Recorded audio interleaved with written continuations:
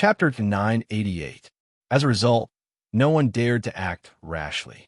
Of course, the bag of silver was tempting, but this young ranger with a sword and a horse didn't look like someone who would be easily killed. Seeing that they weren't moving, the ranger squeezed his horse's belly, and the horse's hooves gently stepped on the ground, heading towards the bag of silver. At that moment, a wooden spear flew out at high speed, and the sharpened spear was aimed at the ranger's chest. The person who threw the spear was a tall and sturdy young man. The young man's spearmanship was trained by killing countless cunning gerbils. Naturally, he stabbed wherever he pointed, and his accuracy was impeccable. Unfortunately, the ranger didn't know how to move the wooden spear. He turned the tip of the spear around and grasped it lightly. Other than the vicious young man who didn't know what to do, the rest of the men and women retreated with their spears, drawing a clear line between them and the young man. The ranger with a sword pierced the money bag with the tip of his spear and urged his horse slowly towards the young man. The money bag was tightly knitted, and it slid to the middle of the wooden spear before stopping. The horse's hooves weren't heavy, but they hit the hearts of the refugees. The young man who was tempted by the money didn't wait for death. Instead of retreating, he charged forward, facing the man and the horse. He didn't run in a straight line, but like a snake slithering in the sand, the agile young man swept past the horse's head, and with a twist of his toes, he fiercely slammed into the side of the horse's belly. The ranger casually reached out, grabbed the young man's head, and threw it up high, the tip of his spear aimed at the young man's belly. At that moment, a wail came from behind the men and women, and a skinny little girl staggered out of the human wall. The ranger frowned, and the spear drew half an arc in the air. The young man fell heavily to the ground, escaping the fate of being pierced by his own spear. He shook his head, and after trying his best to stand up, he shielded the skinny little girl behind him and stared at the ranger with a wooden spear on the horse's back. The ranger threw the wooden spear, and it was nailed into the yellow sand a few steps in front of the young man and the little girl. His gaze leaped over the young man's head, and he glanced at the group of refugees. Only then did he pull on the reins and turn around to leave. The little girl, who was so skinny that she couldn't even get frostbite, sobbed as she hugged the young man who was dependent on her for survival. The young man who survived the disaster pulled out the spear with trembling hands and pulled the heavy money bag onto his hand. He untied the knot and poured out a small piece of broken silver. Then, he handed the money bag to the elders in the village to divide the spoils. It was not that the young man was poor and generous. It was just that even if he took a little more than that, he would be beaten up badly. But this time, the young man was greatly surprised. None of the 30 or so men and women in the village came forward to take the money bag. The young man wasn't stupid. He remembered the glance the ranger gave him before he left. It was obvious that the Jianghu expert had made these people not dare to touch the silver. The young man didn't have any elders in his family. Even if he hadn't studied for a day or learned a word, he had still been taught the ways of the world. He used the money to buy a pitiful amount of dried meat and coarse grain from those people. After squandering the money bag, the young man didn't rush back to the village. Instead, he gave the small piece of broken silver to his little sister, squatted down, and let her ride on his neck. He slowly stood up, holding the wooden spear that had almost taken his life. The young man was somewhat annoyed that the money bag had also been taken by someone else. He looked in the direction of Xianxia City, but he couldn't see the ranger anymore. The young man smiled brightly and said, "Little grass root, it's silver." The little girl, who was holding the broken silver tightly, rested her chin on her older brother's head and made a sound of agreement. The rider rushed into the dilapidated Xianxia City before the gates were closed. There was no such thing as a pass here. Being able to stay alive was the biggest pass. Who cared about your surname or your household registration? In this city, it didn't matter if you were Zhang Jiulu or Grand Secretary Zhang. It was the same even if you were the emperor's son. Perhaps only that person's surnamed Su from Bailiang had the authority to make a decision. After the ranger entered the city, he sat high on his horse and looked around. It was indeed different from the cities within Bailiang's jurisdiction. It had nothing to do with whether it was rich or poor. Tuma Pass was also poor, but the people on the streets lived a stable and free life. On the streets of Xianxia City, there was actually no lack of well-off men dressed in silk and satin. However, everyone was afraid of danger and looked at each other with deep vigilance. Moreover, there were very few travelers who were alone. Most of them were in groups. Some of the local ruffians, squatting on the streets with nothing to do, were not as lazy as the local tyrants of the Central Plains, who gave people the feeling that they were half dead. At this moment, the people who raised their heads to look at him were all emitting ominous glints. It was as if they had calculated how much money he, a horse, 2 knives, and all of his belongings could be sold for. They were also weighing whether or not they should risk their lives for this windfall. In this dangerous place, where everyone was jackals and wolves, if a scholar who could recite the wind and recite the moon was thrown into the city, he would probably end up being hacked to death on the spot. The ranger raised his head slightly and saw the tallest wolf smoke arrow tower in the city. Out of the hundreds of thousands of refugees, only 4 people had managed to carve out a bloody path and proclaim themselves as kings in the past 20 years. 3 of them had occupied Fengxiang, Linyao, and Xingsong respectively, and the last vassal king had established a huge sect between Linyao and Fengxiang that could support tens of thousands of people. The one who held Xingsong was the weakest because he was constantly being cut by Bailiang's cavalry with blunt knives. However, he was also the most violent. His real name was Kai Junshun, and he used to be a mediocre swordsman on Liang Lake.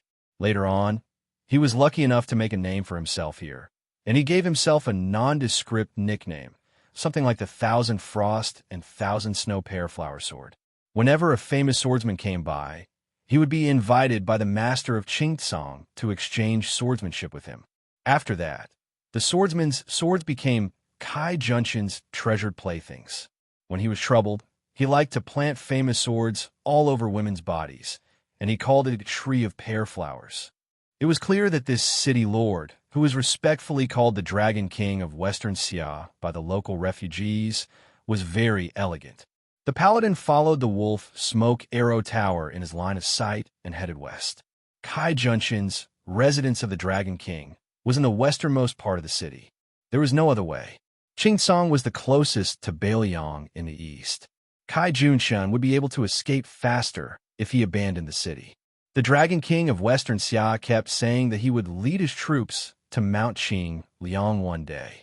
Who would believe him? Kai Junshun would probably be the first to not believe him. The residence of the Dragon King in Qingsong City encompassed the entire western part of the city.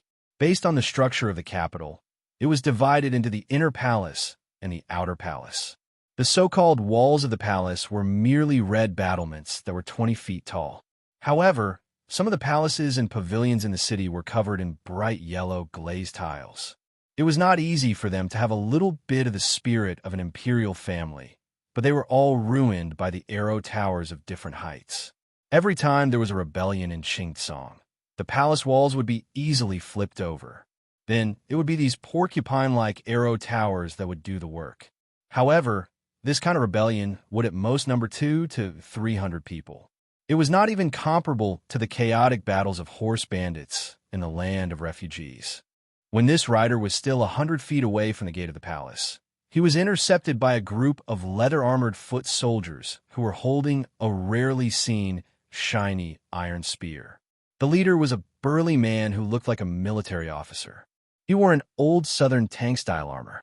When he caught a glimpse of the 2 sabers that the bold fellow was carrying, he could not shift his burning gaze away. He laughed loudly and said, "There is a thief who has trespassed into the palace.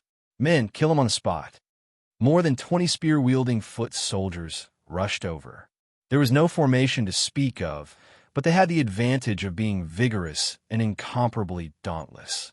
Suddenly, the military officer shouted sternly, "Wait!" The foot soldiers stopped abruptly. The burly man in Tang armor pulled out his saber and pointed at the paladin.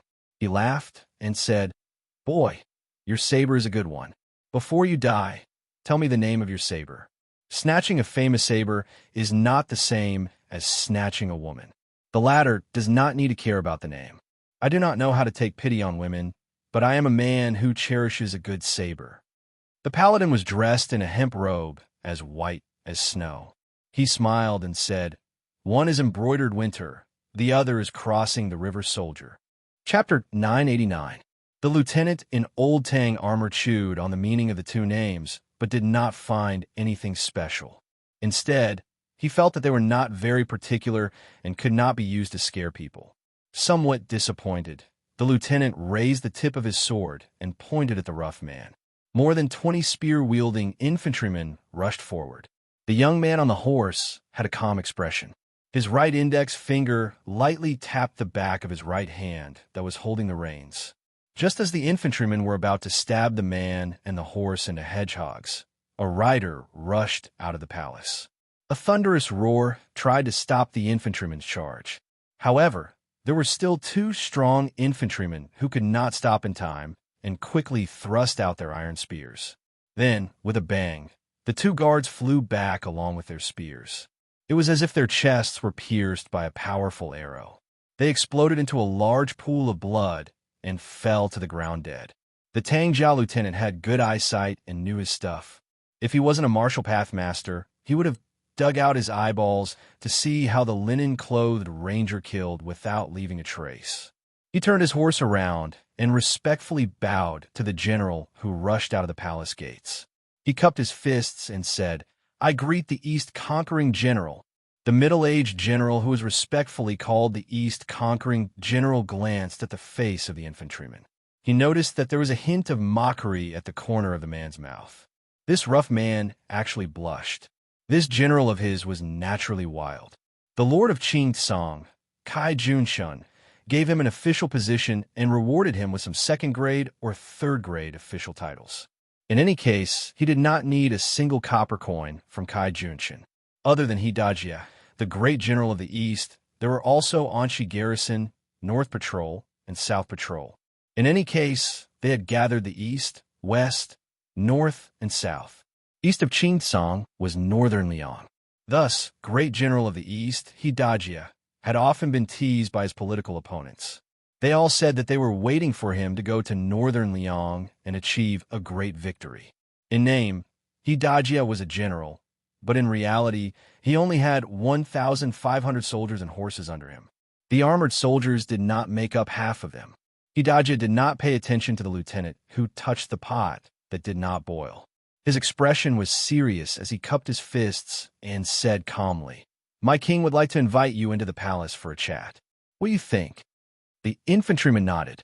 He still did not realize that he had stepped into a tiger's den. He held the reins with both hands and looked at the city gates. The light horse's hooves stepped on the green jade tiles, making a crisp sound. Xianxia followed behind the infantryman with a complicated expression. His heart was in turmoil. When the infantryman approached the city, a secret letter was sent to the residence of the Dragon King. The Xianxia king, who did not attend court every night, was frightened. He hurriedly kicked away a few naked bodies beside him and rolled off the bed. He put on a poorly made dragon robe and was about to convene a court meeting. In addition to Xianxia, there was also Jiang Heng, the South Patrol general. Together with the queen and a few civil and military officials, they were arguing over a portrait. Jiang Heng insisted on killing His Royal Highness of Bailiang before discussing anything else. This was a once-in-a-lifetime opportunity. Anyway, the new king of Bailiang had the intention to bury hundreds of thousands of refugees with the old king. Either way, he would die. Even if he killed the man in the portrait, even if he angered the Bailiang cavalry, he could just take the head and thousands of elites and escape to Beimei. Kai Junshun specially asked the confidant of the Xianxia king, who was in charge of spies, whether Bailiang had deployed a large number of troops to the border. The answer he received was no.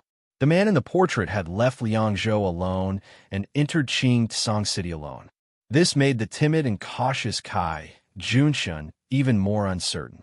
Was this guy tired of living? Did he really think that he could win people over with virtue in the refugee land, just because he was the king of Bailiang?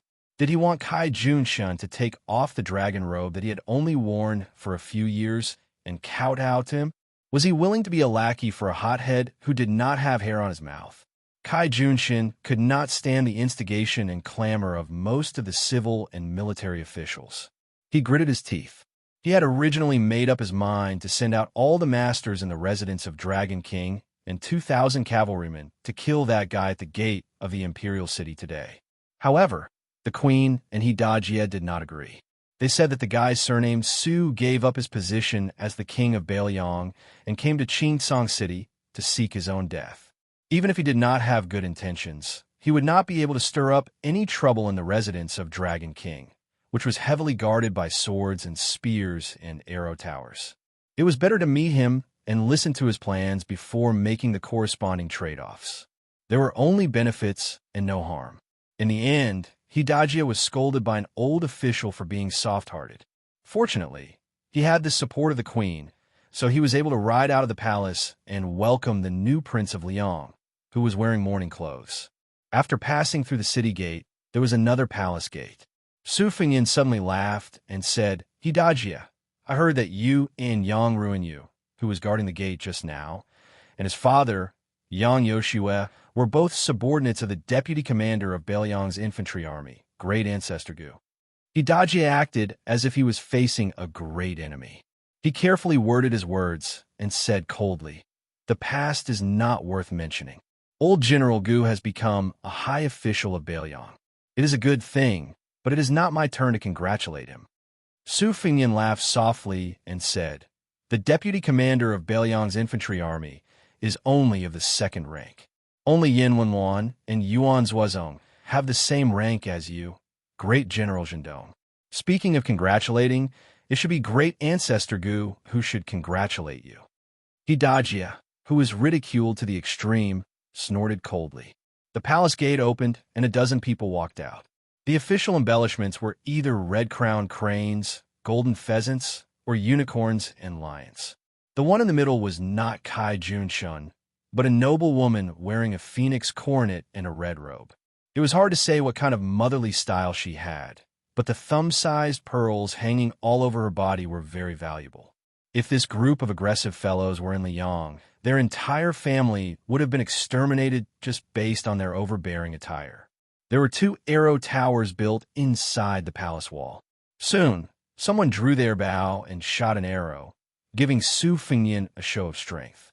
It was the long-lost Shishu chain arrow, the mother and son linked heart arrow. The 2 arrows were of different lengths and were shot at Su Fengyin's face. The mother and son linked heart arrow was only an entry-level archery skill in the Shishu chain arrow. Su Fengyin flicked his sleeve and caught the 2 arrows. He held them horizontally in front of his chest and broke them inch by inch and threw them on the ground. He saw the Southern Patrol, General Jiang Heng, who was known as the #1 master of Qingsong, pull out his saber, walk down the stairs, and swagger towards him. Su Fengyin turned to Xianxia and laughed. "Is this how you treat your guests in Qingsong?" Xianxia said with a straight face, "Whether it is a toast or a punishment depends on your ability." Chapter 990.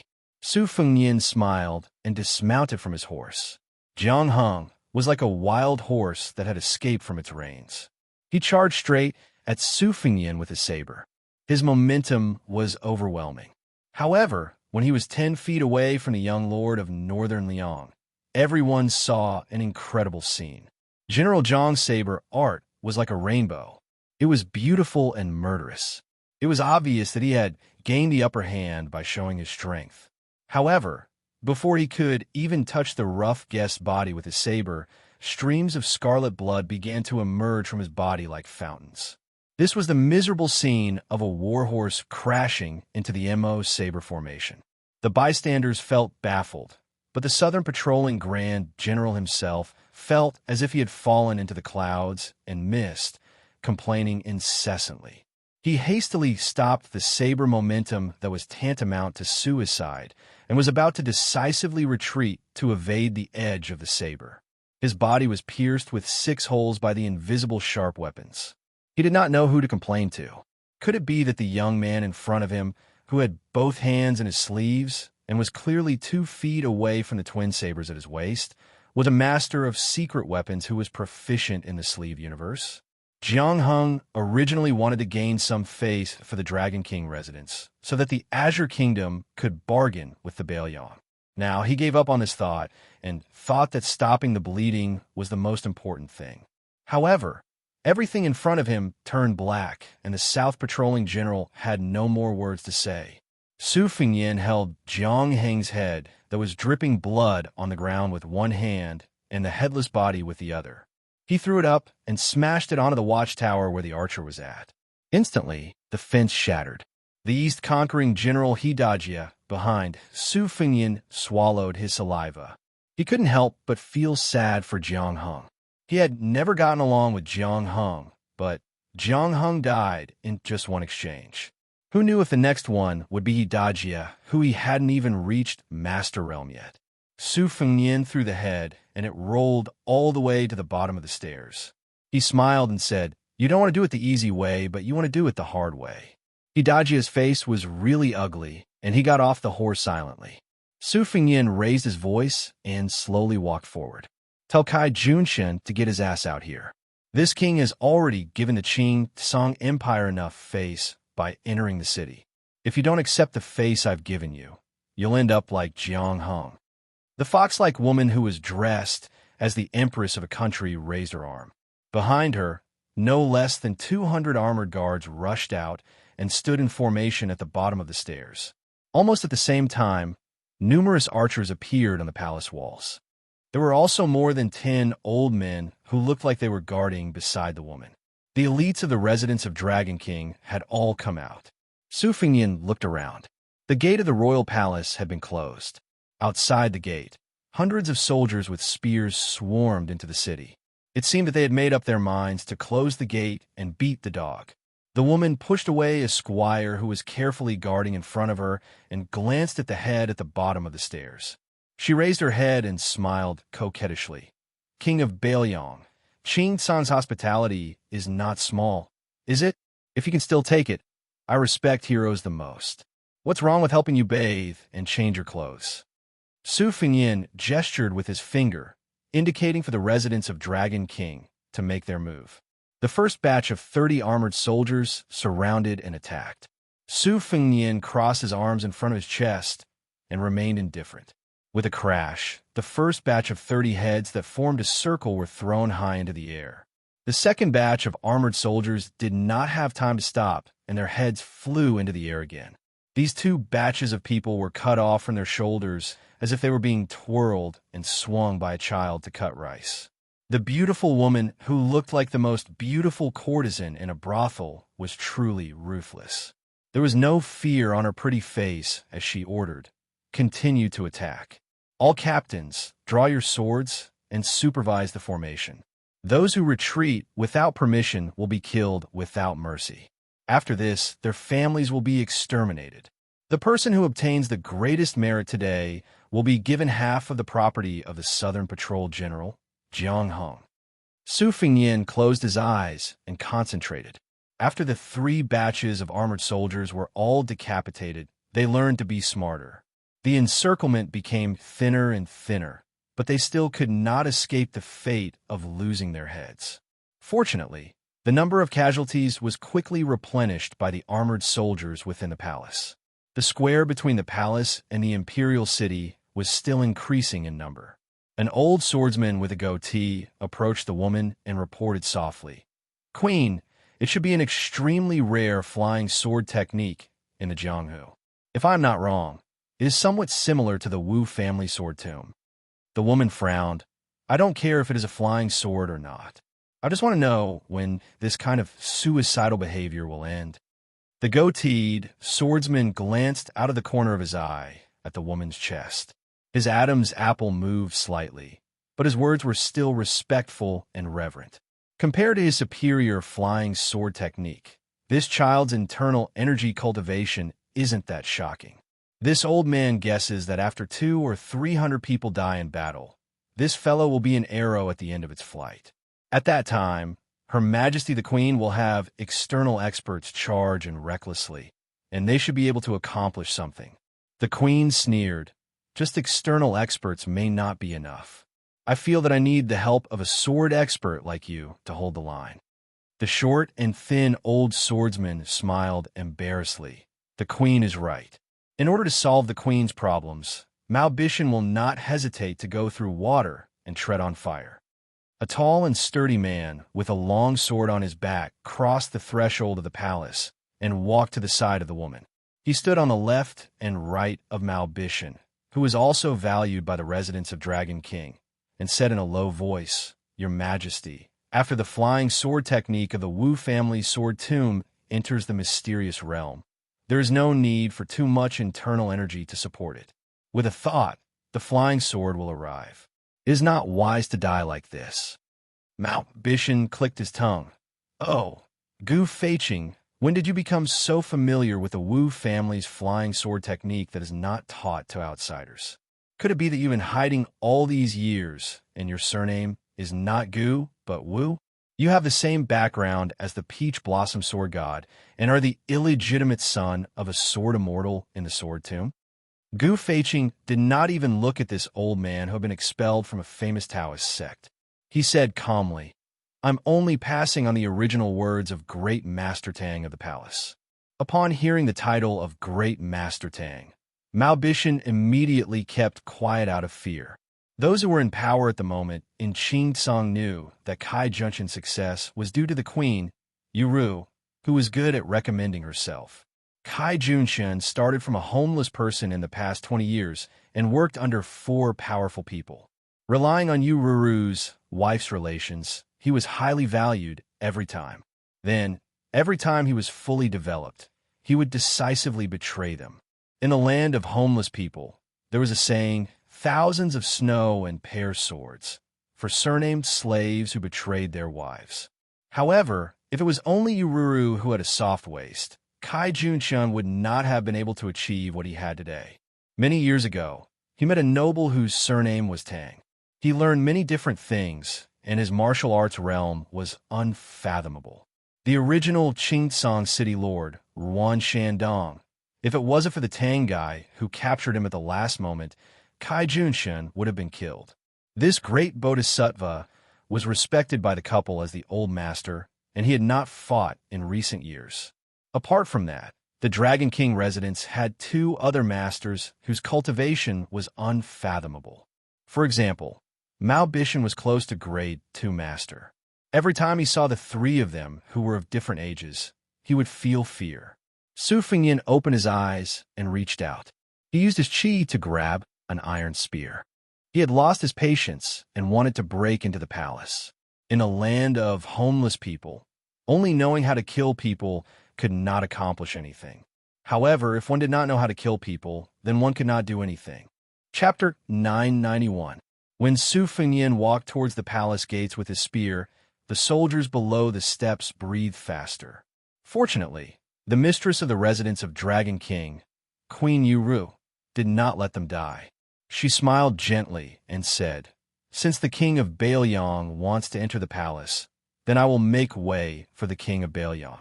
Mao Bishan and the other Jianghu lackeys all carefully protected the queen and made way for him to enter the palace. Su Fengyin walked up the steps and crossed the threshold. Yururu looked at the back of the handsome man and smiled.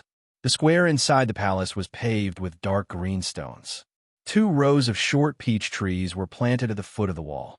It was unknown what species they were, but they bloomed much earlier than in Jiangnan. The trees were short, but had large flowers. The color of the flowers was not the common pink of the Central Plains. The flowers were gold and purple, and the branches were red. It was a sharp contrast to the dark green stones. One could vaguely see many scabbards hanging from the peach trees. When Su Fengyin walked into the square, the Mother of Heaven, Queen, was sitting on the threshold. She leaned against a pillar, her long skirt dragging on the ground. She turned her head and smiled at the new Prince Liang, who could be called a hothead. Mao Bishan and Gu Feiqing looked at the queen's posture and were surprised. They did not believe that the residents of Dragon King would bow to Baoyang like this. Although the 2 of them were guests of high status in the residence of Dragon King, they rarely came into contact with confidential matters. However, this was not strange. Even Mao and Gu Feiqing felt that it was natural. The head of a family spent money to buy a dog to guard the house, not to involve it in the housework. Su Fengyin walked to a large stone in the center of the square and used the bottom of his spear to knock on the stone. The sound was sonorous and powerful. Only a tall old man in a goat fur hat walked out of the throne room. Su Fengyin still did not see Kai Junchen's figure. He looked up at the empty-handed old man and said, Tanghua Embassy, Liang Xiaogo, a top spy, proficient in qi training and sword formation. I heard that Ruan Shandong died at your hands. The exposed old man looked at Su Fengyin and said in a loud and clear voice, Ruan Shandong was only a spy placed in Qingsong by Beiliang's aide, Li Shan. He deserved to die. A cluster of gorgeous peach blossoms shook violently, and a person fell heavily from the tree. This slovenly, burly man sat on the ground. He accidentally pulled a scabbard and scratched his head with the scabbard. He used the scabbard and scratched his head, and then cursed in a half-baked refugee dialect, Tanghua Embassy. What? What? Are you making like old people? I hate you like old. If you want to fight, hurry up. Su Fengyin glanced at the middle-aged man and frowned. It was not difficult for the man to recognize him. However, the spies from Beiliang had not obtained any accurate information about this man. Su Fengyin still guessed his identity. This made Su Fengyin feel that it was a bit troublesome. During the trip to Beimang, Tuoba Chunsun made Su Fengyin suffer a lot. However, the person who left the deepest impression on him was not the youngest son of Tuoba Bodhisattva, but the son of an aristocratic family called Zhong Tan. At that time, there was a woman from the princess tomb who pretended to be his personal maid. Su Fengyin had experienced her bold steel writing skills. Zhong Tan's father was Zhong Shantong, one of the 12 great generals of Beimang. His uncle was Zhong Liang, one of the 10 great devils of Beimang whose true strength was second only to Luo Yang. Zhong Shantong would not give up his position as a great general and come to Qingsong City to make a small fuss. Therefore, he could only be Zhong Liang, who was ranked high and low in the Jianghu of Beimang, depending on his mood. Zhong Liang was a famous romantic figure in Beimang. He was unrestrained and unrestrained. On the path of martial arts, he could easily win against the top experts of the 10 great devils. However, he also dared to lose to some of his soft persimmons, who were ranked at the bottom. The great devil in front of him was 70 to 80% similar to his nephew Zhong Gui, who was killed by Su Fengyin. However, he was more similar to his nephew Zhong Tan. Luo Yang had once said that among the 9 devils behind her, only Zhong Liang could enter her eyes. Su Fengyin turned around and looked at the tall and sturdy man with a thick beard. He smiled and asked Zhong Liang. The man made a sound of surprise and did not deny it. What do you know me? The man patted his head and suddenly realized.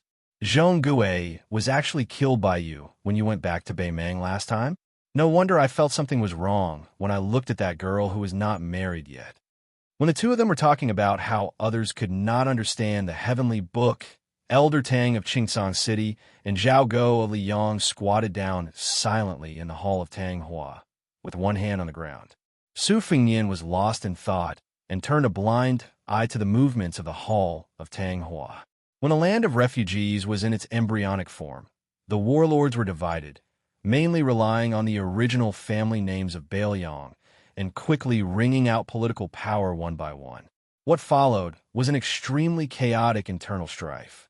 Thus, a large number of tyrannical martial artists with powerful skills like Ruan Shandong, the former lord of Qingsong City, stepped onto the stage. The big fish ate the small fish, and the small fish ate the shrimps. The idle forces were purged and annexed, and from the turmoil to the stability, they encountered an invisible bottleneck and could no longer expand their territory. In the eyes of many people, Ruan Shandong's martial arts cultivation was not bad, but they lost because of their lack of strategy. As a result, people who were good at dealing with political affairs were born, and Kai Junshan was one of them. In terms of martial arts, Mao Bishan and Gu Feiqing could easily kill dozens of Kai Junshan in one breath. But in the end, the one who relied on other charity was still Mao Gu.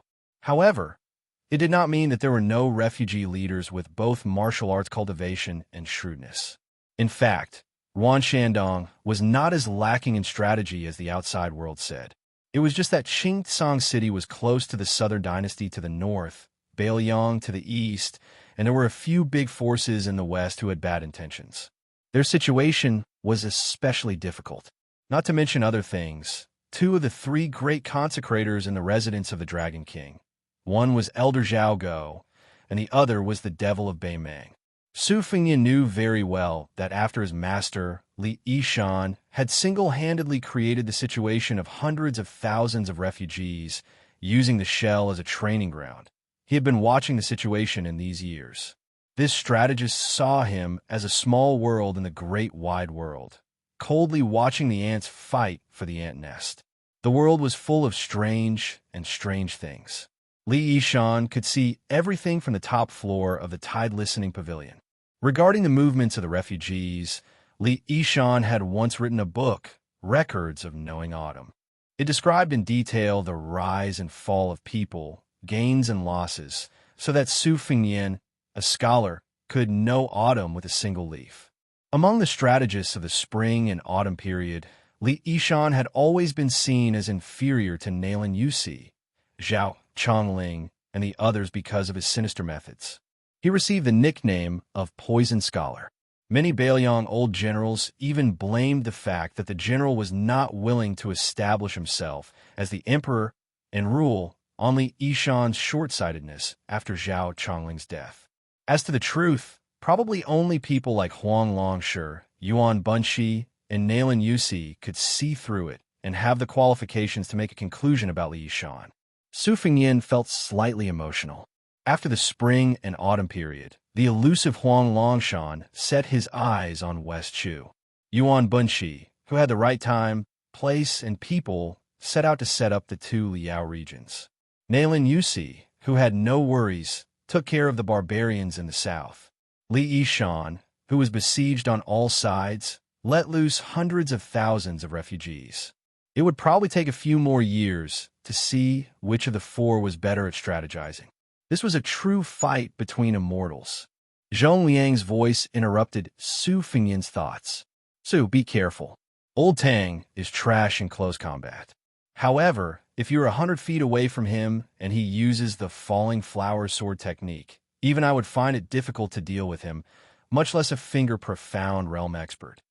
Zhong Liang quickly smiled and said, "The reason I am telling you is because I'm afraid you will accidentally die early. I do not have the face to take your head back and ask for a reward from Her Majesty the Empress." In the Battle of the Reed Marshes outside Xianxia City, Wei Shuyang of the Way of the Nine Pecks of Rice had once used a Taoist sword formation to break through the red armor of the Talisman Generals. Even Ancestor Lu had called this an interesting matter for those who wanted to not open a cave. Naturally, it could not be underestimated. Su Fengyan exhaled softly, waiting to see what would happen. Chapter 992. It was easy for Zhong Liang to pretend to be a good person without spending a penny. However, Su Fengyan did not dare to take it lightly. If the sandpiper and the clam fought, the fisherman would benefit.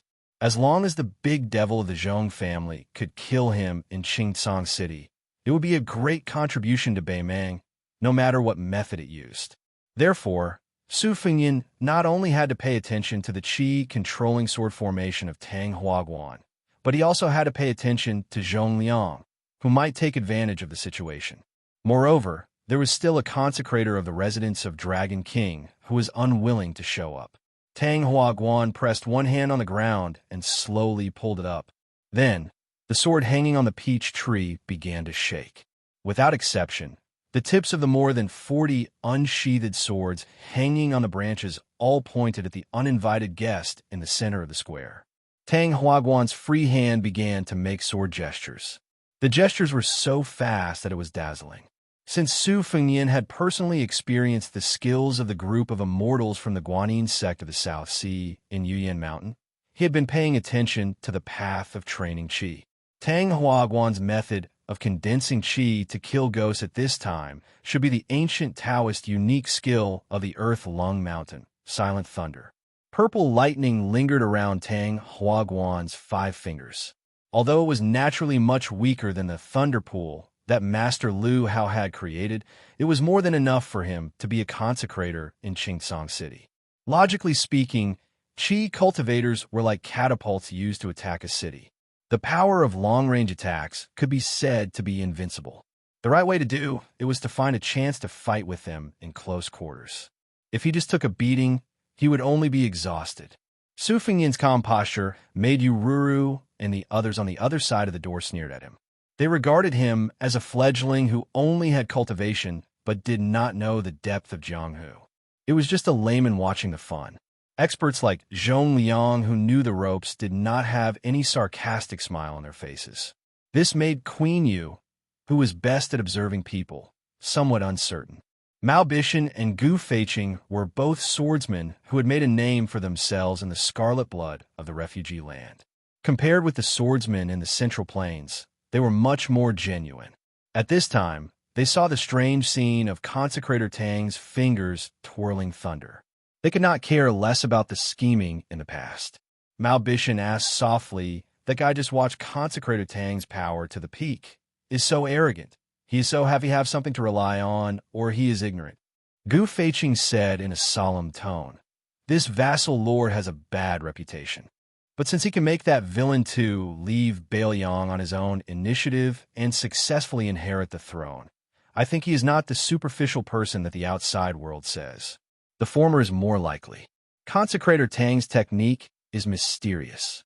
The king of Bailiang may not be unable to fight him. It is hard to say who will win." Mao Bishan also came to his senses. He twisted his beard and nodded, saying, "Indeed, as long as the brain has not been kicked by a donkey, no one will come to the Qing Tsang Empire to deliver a good head. I think that the one surnamed Su either has an expert secretly looking after him, or his cultivation is really deep.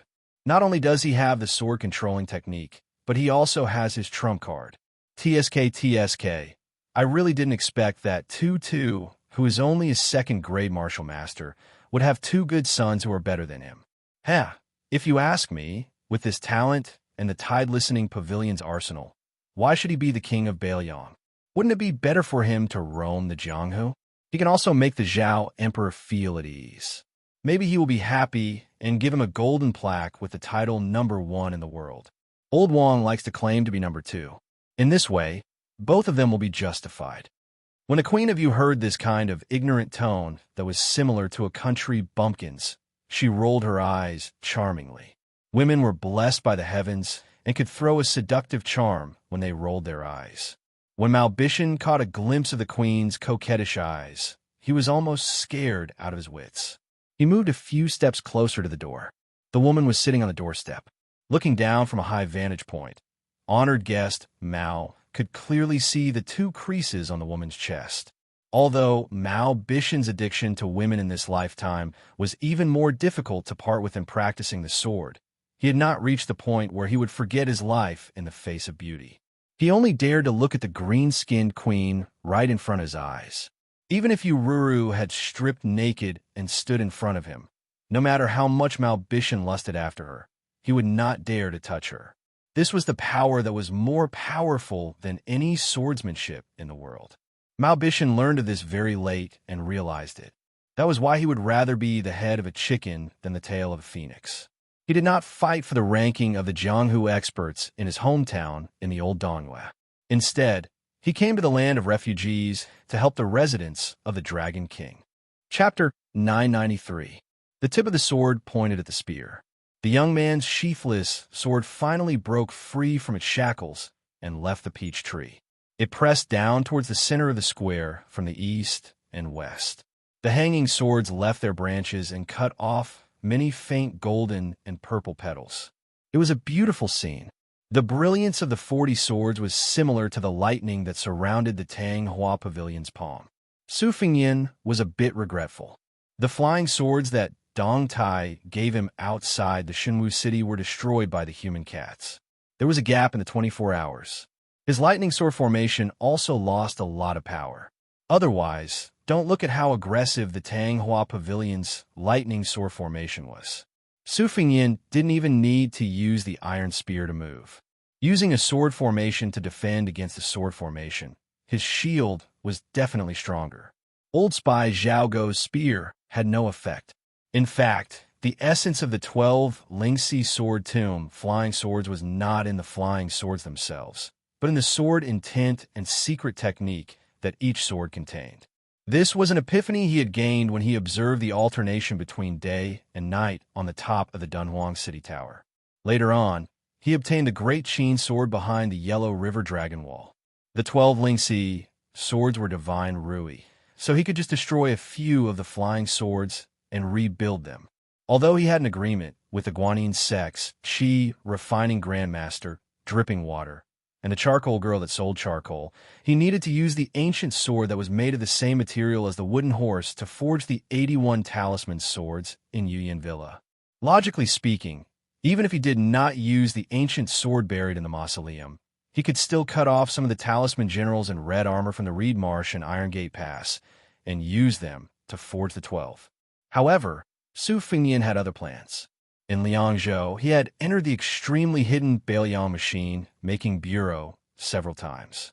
Using his identity as His Royal Highness and the new king of Bailiang, he ordered the machine-making bureau to put down all the work at hand and start a huge project under the leadership of the Master of Moism. However, Second Sister and Chu Lushan had no right to ask about this secret. After Su Weisheng, who had some master-disciple relationship with the Master of Moism, entered Wutangan, he completely left the machine-making bureau and handed it over to Su Fengnian, who liked to play at the machine-making bureau since childhood. Naturally, no one knew about the young king's plan. Even though Su Fengnian had only been practicing his saber, cultivating his will, and secretly practicing his swordsmanship for the past few years, other than the daughter of the spear Immortal Wang Xiao, the instant spear, Su Yambing, and Han Laozhan, the two spear experts who could be ranked in the top 3 in the world, he had been influenced by them. Even with an iron spear in his hand, he was still able to make a whistling sound like the wind with the momentum of a thunderbolt. Every time the spear struck out, he would directly smash a sharp sword that was close to him. More than 40 Thunder Sword talisman swords were as weak as paper under the strike of the iron spear. Not only was Tang Huaguan's expression solemn, but the two guests, Queen Yururu and Mao Gu, also had their eyes opened. Zhongliang was still calm and composed. The peach blossoms around him were torn apart by the sword aura and danced all over the sky. He casually picked up a few petals in front of him and threw them into his mouth to chew. Then, the great demon saw a sword being pierced towards his head by the iron spear. The Beimang expert, whose mouth was full of peach blossoms, sneered vaguely and allowed the flying sword, which was tainted with the aura of the talisman, to stab straight towards his head. He did not expect that when the tip of the sword was about to touch Zhong Liang's glabella, not only did Zhong Liang not move at all, but there was also not even the slightest flow of qi. The flying sword actually spun around cheerfully, like a swallow returning to its nest. It kept circling around Zhong Liang's shoulders until the spiritual qi on the sword dissipated and it fell to the ground. On this point, not to mention Yuru, Mao Bishan, and Gu Feiqing, the two sword experts, even the qi cultivator Tang Huaguan, could not understand the mystery. Only Su Fengnian knew. There was once a rumor in the Jianghu that there was a dragon girl in the South Sea whose swordsmanship was godly. The wind was strong and the waves were fast, and her sword could travel 10,000 miles. The barefoot young woman, nicknamed the Charcoal Girl, had once shown such a skill that was similar to Zhong Liang's in Yuyan Mountain Villa.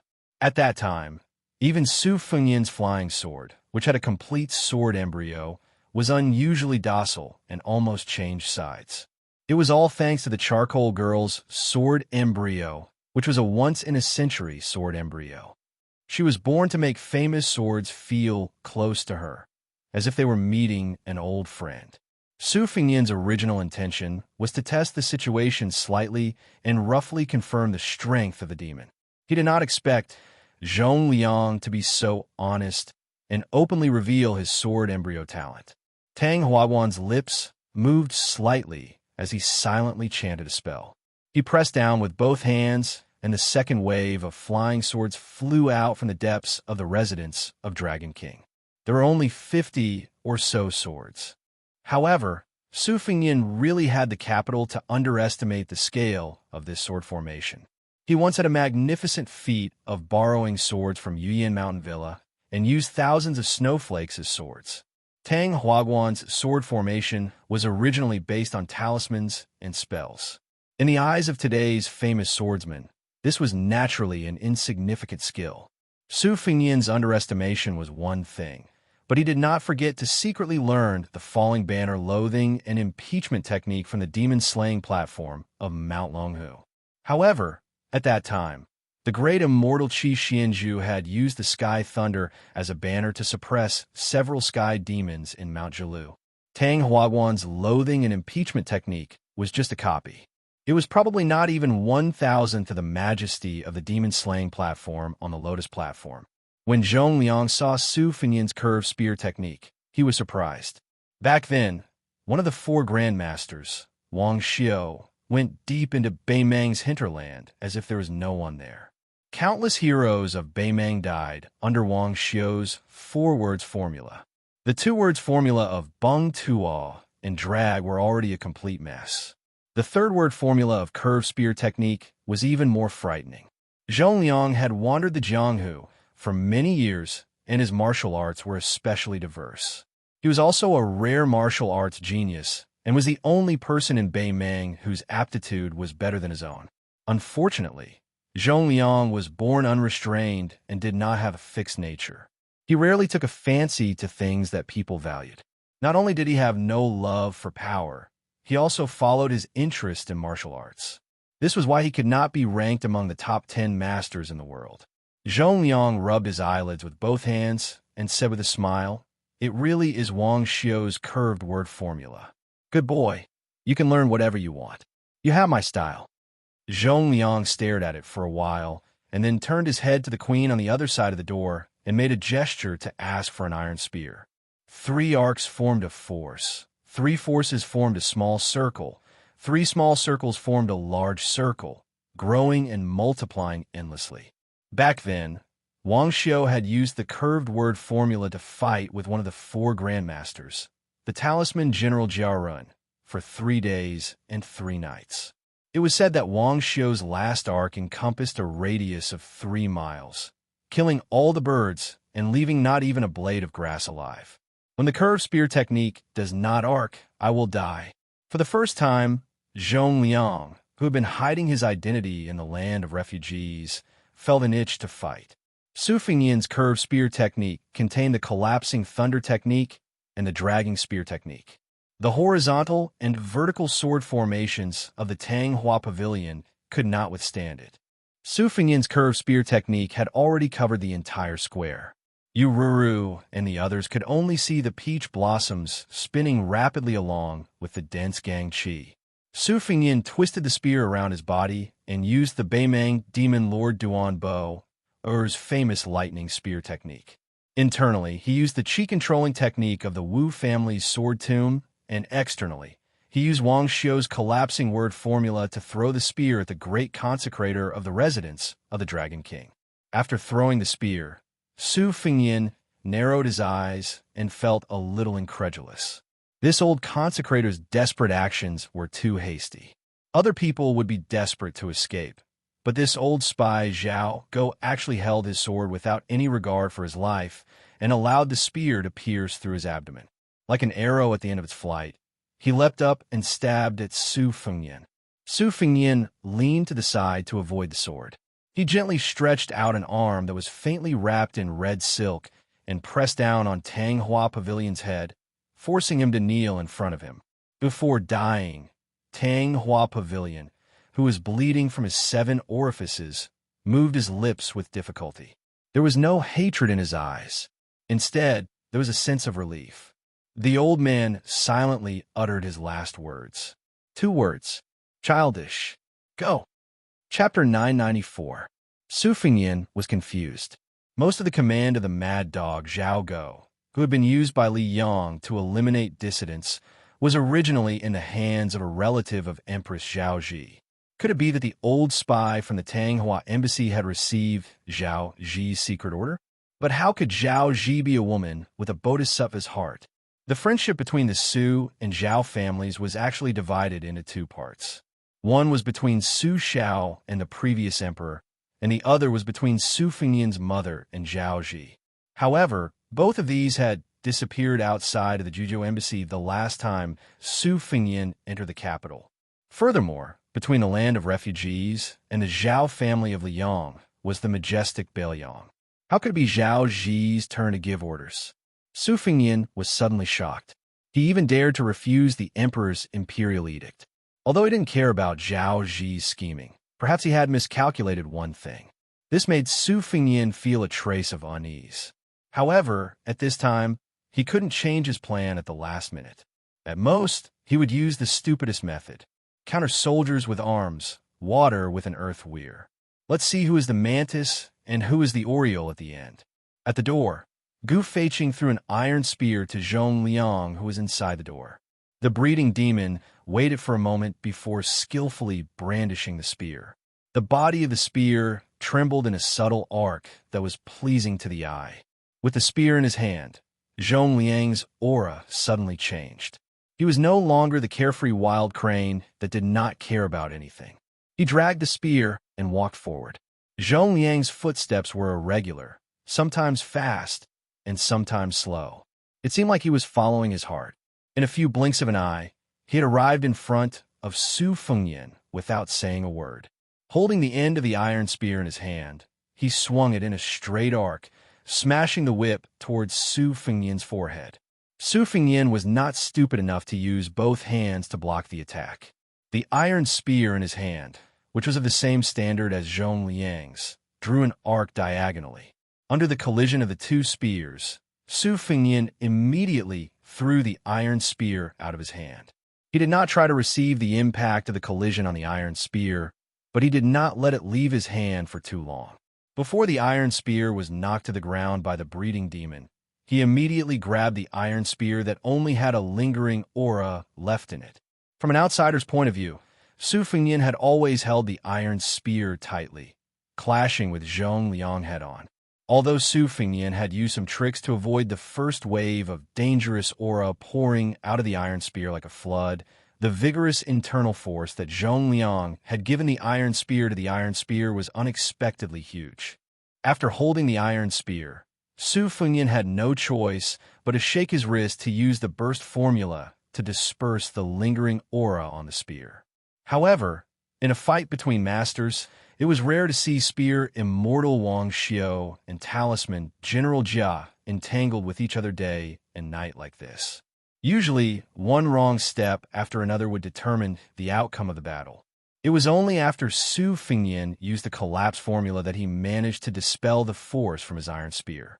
Zhong Liang continued to press forward with the momentum of the Wuxia vertical arc, forcing Su Fengyan, who had no room to maneuver, to maintain the defensive posture of the horizontal spear. Once again, Su Fengyan forcefully withstood the arc. Last time, Su Fengyan used a trick, but this time it was Zhong Liang's turn. The arc formula was true, but because of the collapse formula, a large cloud of gang qi exploded from the tip of the spear. The hard iron spear in Zhong Liang's hand was curved into an unimaginably soft semicircle, and the tip of the spear was pointed at Su Fengyan's face. The distance between them was 1 foot, and the gang qi was 1 foot long.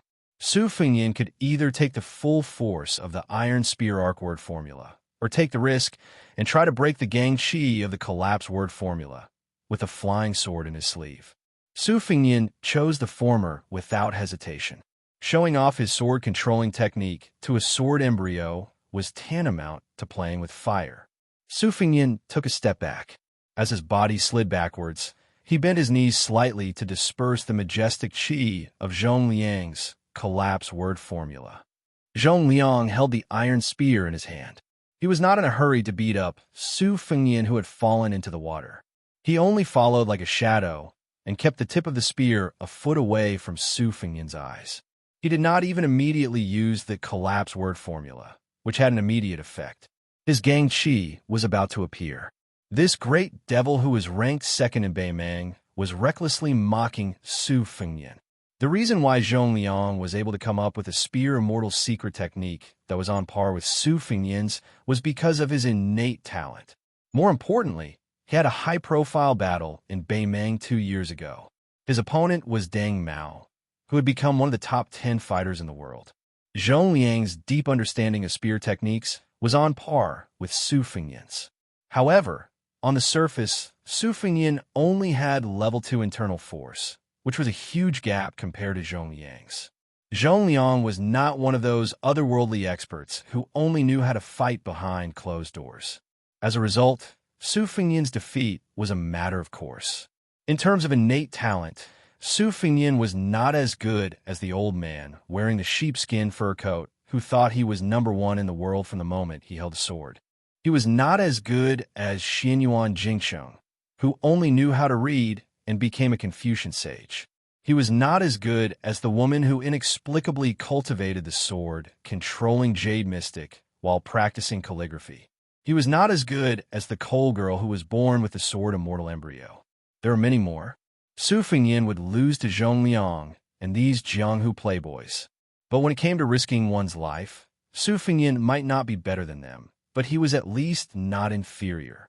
When Su Fengyan retreated from the 2 peach trees and was about to lean against the palace wall, he stopped retreating. He drew a small arc with his spear, as if he was risking his life to kill Zhongliang in an arc. Zhongliang was very calm and did not withdraw his spear. He took the opportunity to slowly push the tip of the spear forward half a foot. It was actually Su Fengyan's desperation to trade his life for Zhongliang's. It was as if this time he was aggressive and did not intend to win a complete victory, so he deliberately hid his strength. He was gambling on whether Su Fengyan dared to trade his life for his life. Su Fengyan did not hesitate. His arc spear continued to move forward, but at the same time, his left hand grasped the embroidered winter saber on his left waist. This saber was given to him by White Fox Face. It could be regarded as Su Fengyan's most intimate lover. It accompanied him on 2 trips to Liang and Beimang. When Su Fengyan, who was on the path of cultivating his mind, held the embroidered winter saber, it was a completely different scene. It was as if the unarmed second minister of offerings of the residence of Dragon King had become a demon with a spear. Chapter 995. Zhongliang's eyes grew colder, and the flow of qi in his body grew faster and faster. Thousands of thoughts appeared in his mind. At the critical moment of exchanging his life, this boy still did not want to escape by using unorthodox methods. Instead, he was afraid that the curved spear would cut through his waist and kill him. Would he only be at ease if he added another blow before he died? Did this boy really not think of the king of Bailiang as some kind of vassal king? Did he really have the determination to die together? Zhongliang's gaze instantly turned hot, and he was no longer careless. The gangshi at the tip of the spear was like a burning charcoal that had been thrown out of a furnace. At the same time that Su Fengyan's iron spear swept past Zhongliang, the demonic breeding head spear tip, along with the gangshi, smashed into the space between Su Fengyan's eyebrows. In a flash, even Zhongliang, who was unparalleled in martial arts, was sent flying 30 feet away. However, he still could not escape unscathed, and a wound deep enough to see bone appeared on his shoulder. Zhongliang looked at the young man who had crashed into the palace wall. His end was even more miserable than his. He had already thrown away his iron spear, but his saber had also returned to its scabbard. There was a scarlet spot between his eyebrows, and the space between his eyes was a mess of flesh and blood. However, there were red threads like slender red snakes crawling from his sleeves to his arms, then up from his neck and up from his temples to his eyebrows. It was a terrifying sight. Zhongliang was clearly somewhat annoyed. He muttered, "His saber technique is a bit like Gu Jiantong's half-baked thunder of mind. Could this dragon attachment technique be a human cat's Xianxia?" Zhongliang sighed and looked with pity at the new King Liang who had surprised him. "If I had known, I would have put in more effort. Perhaps he could have done better. Unfortunately, there's nothing for me to do now."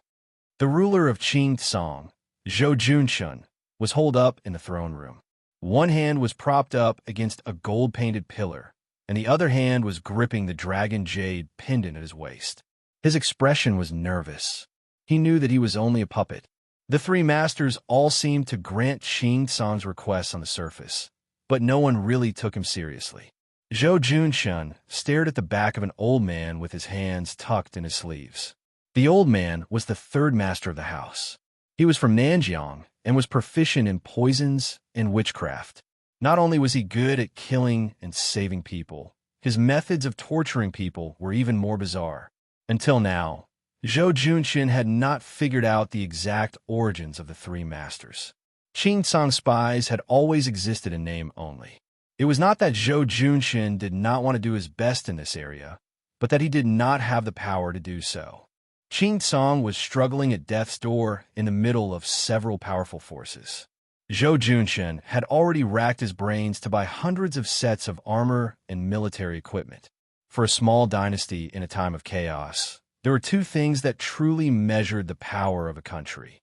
They were not the training of retainers, the raising of lackeys, or the construction of noble mansions. The first was the practice of training soldiers for 1,000 days to use them in a single day. That was the number of armors the soldiers wore. Training soldiers was a bottomless pit, and using soldiers was even more so. It was fine if they won a battle, but if they lost, they would lose everything. It was very easy to drag down a government that was independent but had an unstable foundation. The second was the collection of military secrets. This was a gold-swallowing picio that consumed a lot of money. Many of the words in the secret letters were exchanged with blood and human lives. Previously, the head of the spies in the residence of Dragon King swore that the young vassal king invaded the territory alone and that Bailiang did not have any large-scale military movements. Zhou Junxin's original intention was to sound out the young vassal king before sitting down to enjoy wine and beauties and have a good talk with him. If the young vassal king of the Liang dynasty was sincere, Zhou Junxin did not mind being a provincial governor under Bailiang or even a general with real power. If he was not sincere, it would not be too late to shed all pretense of cordiality and kill him. Unfortunately, first, the old man from the Tanghua Club insisted on using the talisman matrix that was the most expensive item in the residence of Dragon King. Then, the third minister of offerings, and Jiang Heng, the general of the cavalry troop, agreed. The second minister of offerings, Liang Zhong, who claimed to be a remnant of the spring and autumn period but spoke with a Beimang accent, chose to stand by and do nothing. This completely ruined Zhou Junxin's wishful thinking. He could only hope that the Su Fengyan outside the palace was dead. It would be best if the Bailiang was in turmoil and collapse. Otherwise, he could only flee to the more barren and desolate western region with a group of bodyguards.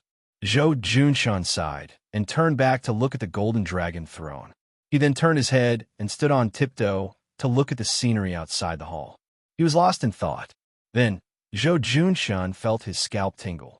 He turned around with difficulty and saw 3 men and a woman he had never seen before. 2 of them were adult men and a pair of young boy and girl. The young boy was a little fat and was rolling around on the spacious dragon throne. He seemed to be enjoying the feeling of rolling on the dragon throne. The young girl was not a beauty either. Her appearance was average. Fortunately, a fair complexion covered all her ugliness. If she was placed in the crowd of beauties and palace maids in the residence of Dragon King, Zhou Junxin, who was not happy without meat, would not even look at her. The young girl was squatting beside the dragon throne. She opened her mouth and took a big bite, as if to verify whether the dragon throne was made of gold. Zhou Junxin could ignore this pair of naughty children, but the 2 men who were about 10 years apart in age were intimidating. The slightly younger man had a majestic figure and was born with a vision of having eyes but no pupils.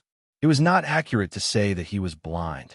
A short man dressed in the attire of the Northern Ming, Northern Dynasty, stood beside the majestic man, leaving Zhou Junxin with a rough side profile. He extended a hand and stroked the dragon throne. His stroke was extremely slow, as if he was yearning and ridiculing. Zhou Junxin, who was dressed in a yellow dragon robe, swallowed his saliva. He did not even dare to breathe loudly, let alone scold him. The short man smiled and did not look at Zhou Junxin. He asked softly, "Is this dragon throne bigger or smaller than the one in the throne room of Liang?" Zhou Junxin knew a little about the Beimang language and replied cautiously, "It's much smaller." The man nodded and withdrew his hand that was stroking the dragon throne. He turned to face Zhou Junshin. Half of his face was covered with scars. He rubbed the scars on his face with his thumb. Seeing this scene, Zhou Junshin remembered a rumor and was shocked. He staggered back a few steps. When the Northern Yang cavalry went the furthest north, there was a young military genius from the Northern Mang who was born in the Northern Dynasty's imperial family. He pushed the roaming cavalry's invasion and plundering to the extreme, and with a small number of troops, he beat the two great generals of Liang, who were still alive on the Eastern Front until their faces were covered in grime. In the end, he dared to rush to the Western Front to provide assistance, and had several direct confrontations with the Northern Liang cavalry that were like a hot knife through butter. Not only did he not fall into a disadvantage, he even had a slight advantage. This continued until he was at a place called Pure Gold, where he was set up by Li Yishan to the point of death. He was entangled by a fatty surnamed Chu who was also adept at lone troops and Roman cavalry. Both sides had 3,000 cavalry each. They circled around each other and attacked each other, slaughtering each other for an entire 800 li. In the end, this Northern Mang sect general did not have a single soldier left, and the one surnamed Chu was not much better off, only having 80 or so cavalry left. That battle to the death that shook the millions of troops on both the Eastern and Western fronts was not enough to make the final decision, but it was enough to make all the generals sigh in admiration. At the same time, this ordinary-looking man was the most proper descendant of Beimang. He was the younger brother of Murong Empress from a different mother, Murong Baoding. Murong half-faced Buddha was all thanks to the current Beiliang Protector General Chu Lushan. This person was not only a great genius in the art of war, he was also fully deserving of the title of martial prodigy. He was not at the Great Vajra realm, but he was better than the Great Vajra realm. He had an invincible golden body and was a white-clothed monk comparable to the two Zen temples. Murong Baoding, the head of the Beimang Orange Prefecture, saw Zhou Junshin's cowardice and laughed. "You recognize him?" Then the short man pointed at the handsome man with no pupils beside him. "You should be afraid of him. He is the leader of the Ruren Three Towns cavalry, Hong Jingyan." Hong Jingyan, although he had been demoted from the fourth world to the sixth world by the greatest demon in the world, wasn't the sixth world still an expert? Murong Baoding, who was also one of the top 10 experts in the world, was also here. What did it mean for the two of them to stand together in the Azure Continent? Zhou Junshin, who was very afraid of death, already understood that life and death were up to fate. There was only one thought in his mind. The king of Beiliang outside the hall is dead for sure. Chapter 996. Zhou Junshin was not surprised that Zhou Junshin had such thoughts. In his opinion, one of the best soldiers in the army of Beiliang, the villain too, had already betrayed Beiliang and became the free and happy king of Shu.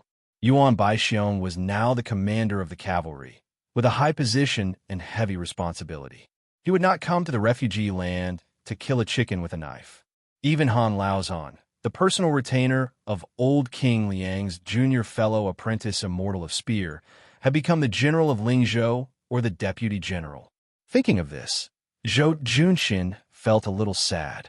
Compared to the young king outside the palace, he would not have a better ending. The young man risked his life alone and tried to show enough sincerity to recruit Qing Tsang. It was a good idea, and there was a possibility of success.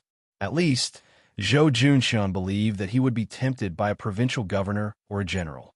However, Zhou Junshin reckoned that there must have been a fatal flaw in one of the espionage segments, and the Northern Mang knew about the heavenly secret. Otherwise, the short journey from Liangzhou to the Qingtsang would not have required the joint efforts of the Zhu province and the Ruren to mobilize so many people. The key point was that they had timed their movements so accurately. Thinking of this, Zhou Junshin found some joy in his misery. He thought to himself, "Our Qingtsang's espionage is like a piece of tofu. Your rich northern Liang doesn't seem to be any better." At the thought of being in the same boat as the king of Beiliang, Zhou Junshin's gloomy mood brightened a little. But when the Lord of Azure saw the scene in the main hall, her heart sank to the bottom. After the dragon chair was bitten by the girl like a hungry dog, she lost interest and stood beside Beimeng Baoding, holding a delicately woven silk food bag and stuffing pieces of pastries that she bought from Beimeng's Nanchao market into her mouth. The little fatty was like a money grubber with a brain problem, crawling and rolling on the dragon chair, pinching and pinching, his eyes shining. After jumping off the dragon chair, he wanted to carry it away. But how could a dragon chair that weighed 1,000 pounds be so easy to carry? The young man was obviously very angry. With his back facing Zhou Junshun, he spread out his hands and suddenly pressed them on the dragon chair's 2 dragon heads. The golden dragon chair that was shining with a golden light instantly melted into a large pool of golden liquid at an astonishing speed, as if ice and snow were being roasted by a raging fire. The golden liquid that was used as a cushion on the steps was burned into a dazzling fire. The little fatty's boots and trousers were burned into nothing, but he himself was not injured at all. The young man fiercely fell to the ground with a plop and grabbed a handful of golden liquid, his eyes greedy. When the golden liquid flowed down the jade steps, it was originally going to pass by where the girl, Murong Baoding, and Hong Jingyan were standing, but the girl coldly snorted, and then with her, as the center, the boiling golden liquid froze into a circle of gold in the blink of an eye. The girl's body was shrouded in mist, revealing a hint of frost. The girl was still angry, probably because she was angry that the fatty of the same age was obsessed with money. She ignored the golden liquid under her feet that did not decrease in temperature and directly took a series of small steps, one foot stepping on the young man's, but causing him to fall into the boiling golden liquid. The young man turned his head to glare at her, but he quickly turned his face back to the ground, his hands cheerfully continuously hugging the golden liquid above his head. The girl's cheeks were puffed up as she chewed on some stiff pastries. She stepped on the fat boy's fat and ugly buttocks one by one, splashing a large amount of golden liquid. The golden liquid condensed into golden ice cubes of different sizes in midair, falling into the golden liquid and melting again. Seeing this, Zhou Junshun's face turned pale as if he had seen a ghost in broad daylight. Where did Beimeng find such a pair of water and fire freaks? Murong half-faced Buddha and Hong Jingyan were enough to turn Qing Tsang City upside down. With the addition of this pair of demons of unknown origin, not to mention the small Qing Tsang City, they could even kill their way in and out of the heavily guarded prince's mansion in Mount Qing Liang several times. Murong Baoding walked down the steps and came to Zhou Junshun's side. He laughed softly and said, "If Bailiang knew that their new master had died in your house after only a few days of succession, what would you do?" Zhou Junshun's mind turned quickly. He carefully responded with his awkward and unpleasant northern Beimeng dialect. "Is there a place that will take me in?" The governor of Beimeng, who was half a head shorter than Zhou Junshun, smiled and slowly said, "Beimeng is far from being as rich as Liang's central plains, but there are still many fertile grasslands. Compared to the land of refugees, it is still more suitable for living.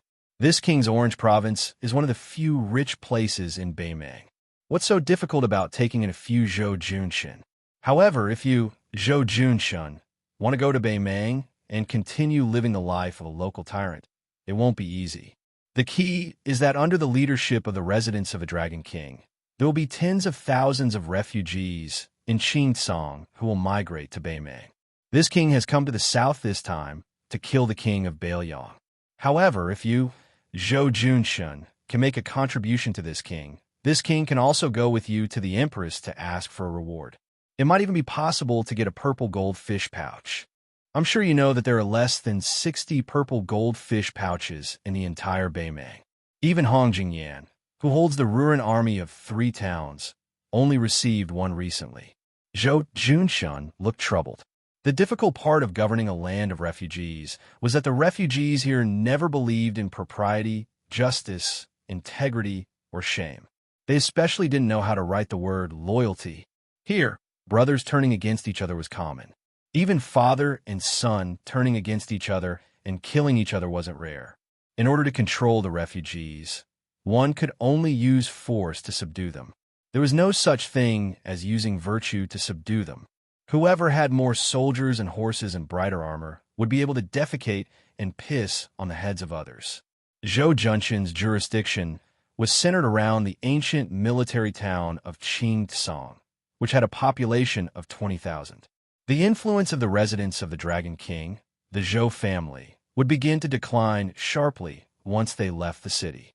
If news of the residents of the Dragon King being destroyed were to spread, as long as the refugees outside the city knew that it wasn't an imminent disaster, they would just pick their noses and continue with what they were doing.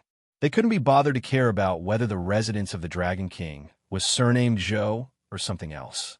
In addition to the less than 2,000 dragon-scale army, under Zhou Junshan's command, he didn't have the confidence to bring more people to Beimeng, even if it was the 4,000 or 5,000 bodyguards under the command of his trusted generals.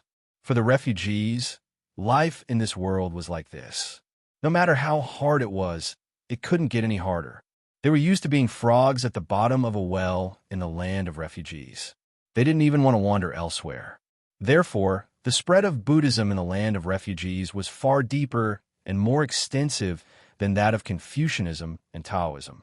Since they couldn't pin their hopes on riches and honor in this life, they might as well endure more hardships and endure all the hardships in their next life in hopes of being reincarnated into a good family in their next life. In the land of refugees that was full of disasters, those who could wander alone and stably were not martial arts masters who relied on their strength to bully others. Only those ascetic monks who were as poor as the refugees. Zhou Junshan didn't dare to make a promise on the spot. Murong Baoding obviously knew the unique circumstances of the land of refugees, so he didn't make things difficult for Zhou Junshan. He laughed softly and said, "You have your difficulties. This king can understand."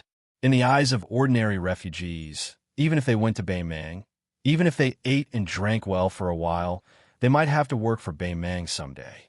Once the War of Liangmang starts, the first batch of people to die will be them who defected. In other words, if you rely on Beiliang, it's the same logic. The only difference is whether you will die under Beimeng's arrows or under Beiliang's horse's hooves. Since that's the case, it's naturally better to continue hiding in the land of refugees. Beimeng, Beiliang, they won't go anywhere. There's a saying in your country that it's better to live than to die. It's referring to the hundreds of thousands of refugees who can get on their horses and fight. Zhou Junshan smiled flatteringly and said, "The commandant has already seen through the affairs of the world. If the military power of Beimeng is in the hands of the commandant, the imperial court of Zhao can only bow and obey." Murong Baoding said calmly, "Although you're flattering against your will, you're right about this king's thoughts. Tuoba Bodhisattva's so-called god of war is only a talent in military affairs. He's just a mediocre talent.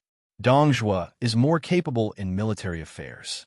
But no matter how capable he is, no matter how well he mingles, it's just the fate of Liang Su Xiao. It's a pity that Dongzhuo's rise came too late.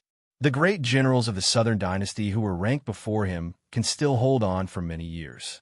Fatty Dong may not be able to smoothly reach the day when his meritorious service is so great that he can't be conferred the title of emperor."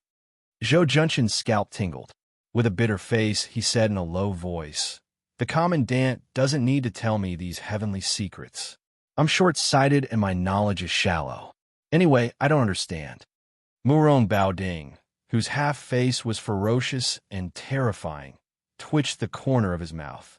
He patted Zhou Junshan's shoulder with one hand and said, "Don't worry. The current situation in the land of refugees is very delicate. The gains and losses of both sides of Liangmang have to be calculated by double. This king has recruited Zhou Junshan, so Beiliang will have one less Zhou Junshan. In the future, they will have to face General Zhou, who has a purple gold fish bag around his waist. This kind of business where even women and children know the pros and cons. This king won't be so muddle-headed as to let his emotions affect his decisions. When this prince was young, I once said that I wanted to pile the corpses of all the refugees on Mount Xingliang. At that time, I was young and impetuous, so I never cared about the general trend. I always thought that I could single-handedly turn the tide and suffered a lot. The young man and young woman had unknowingly run to their side.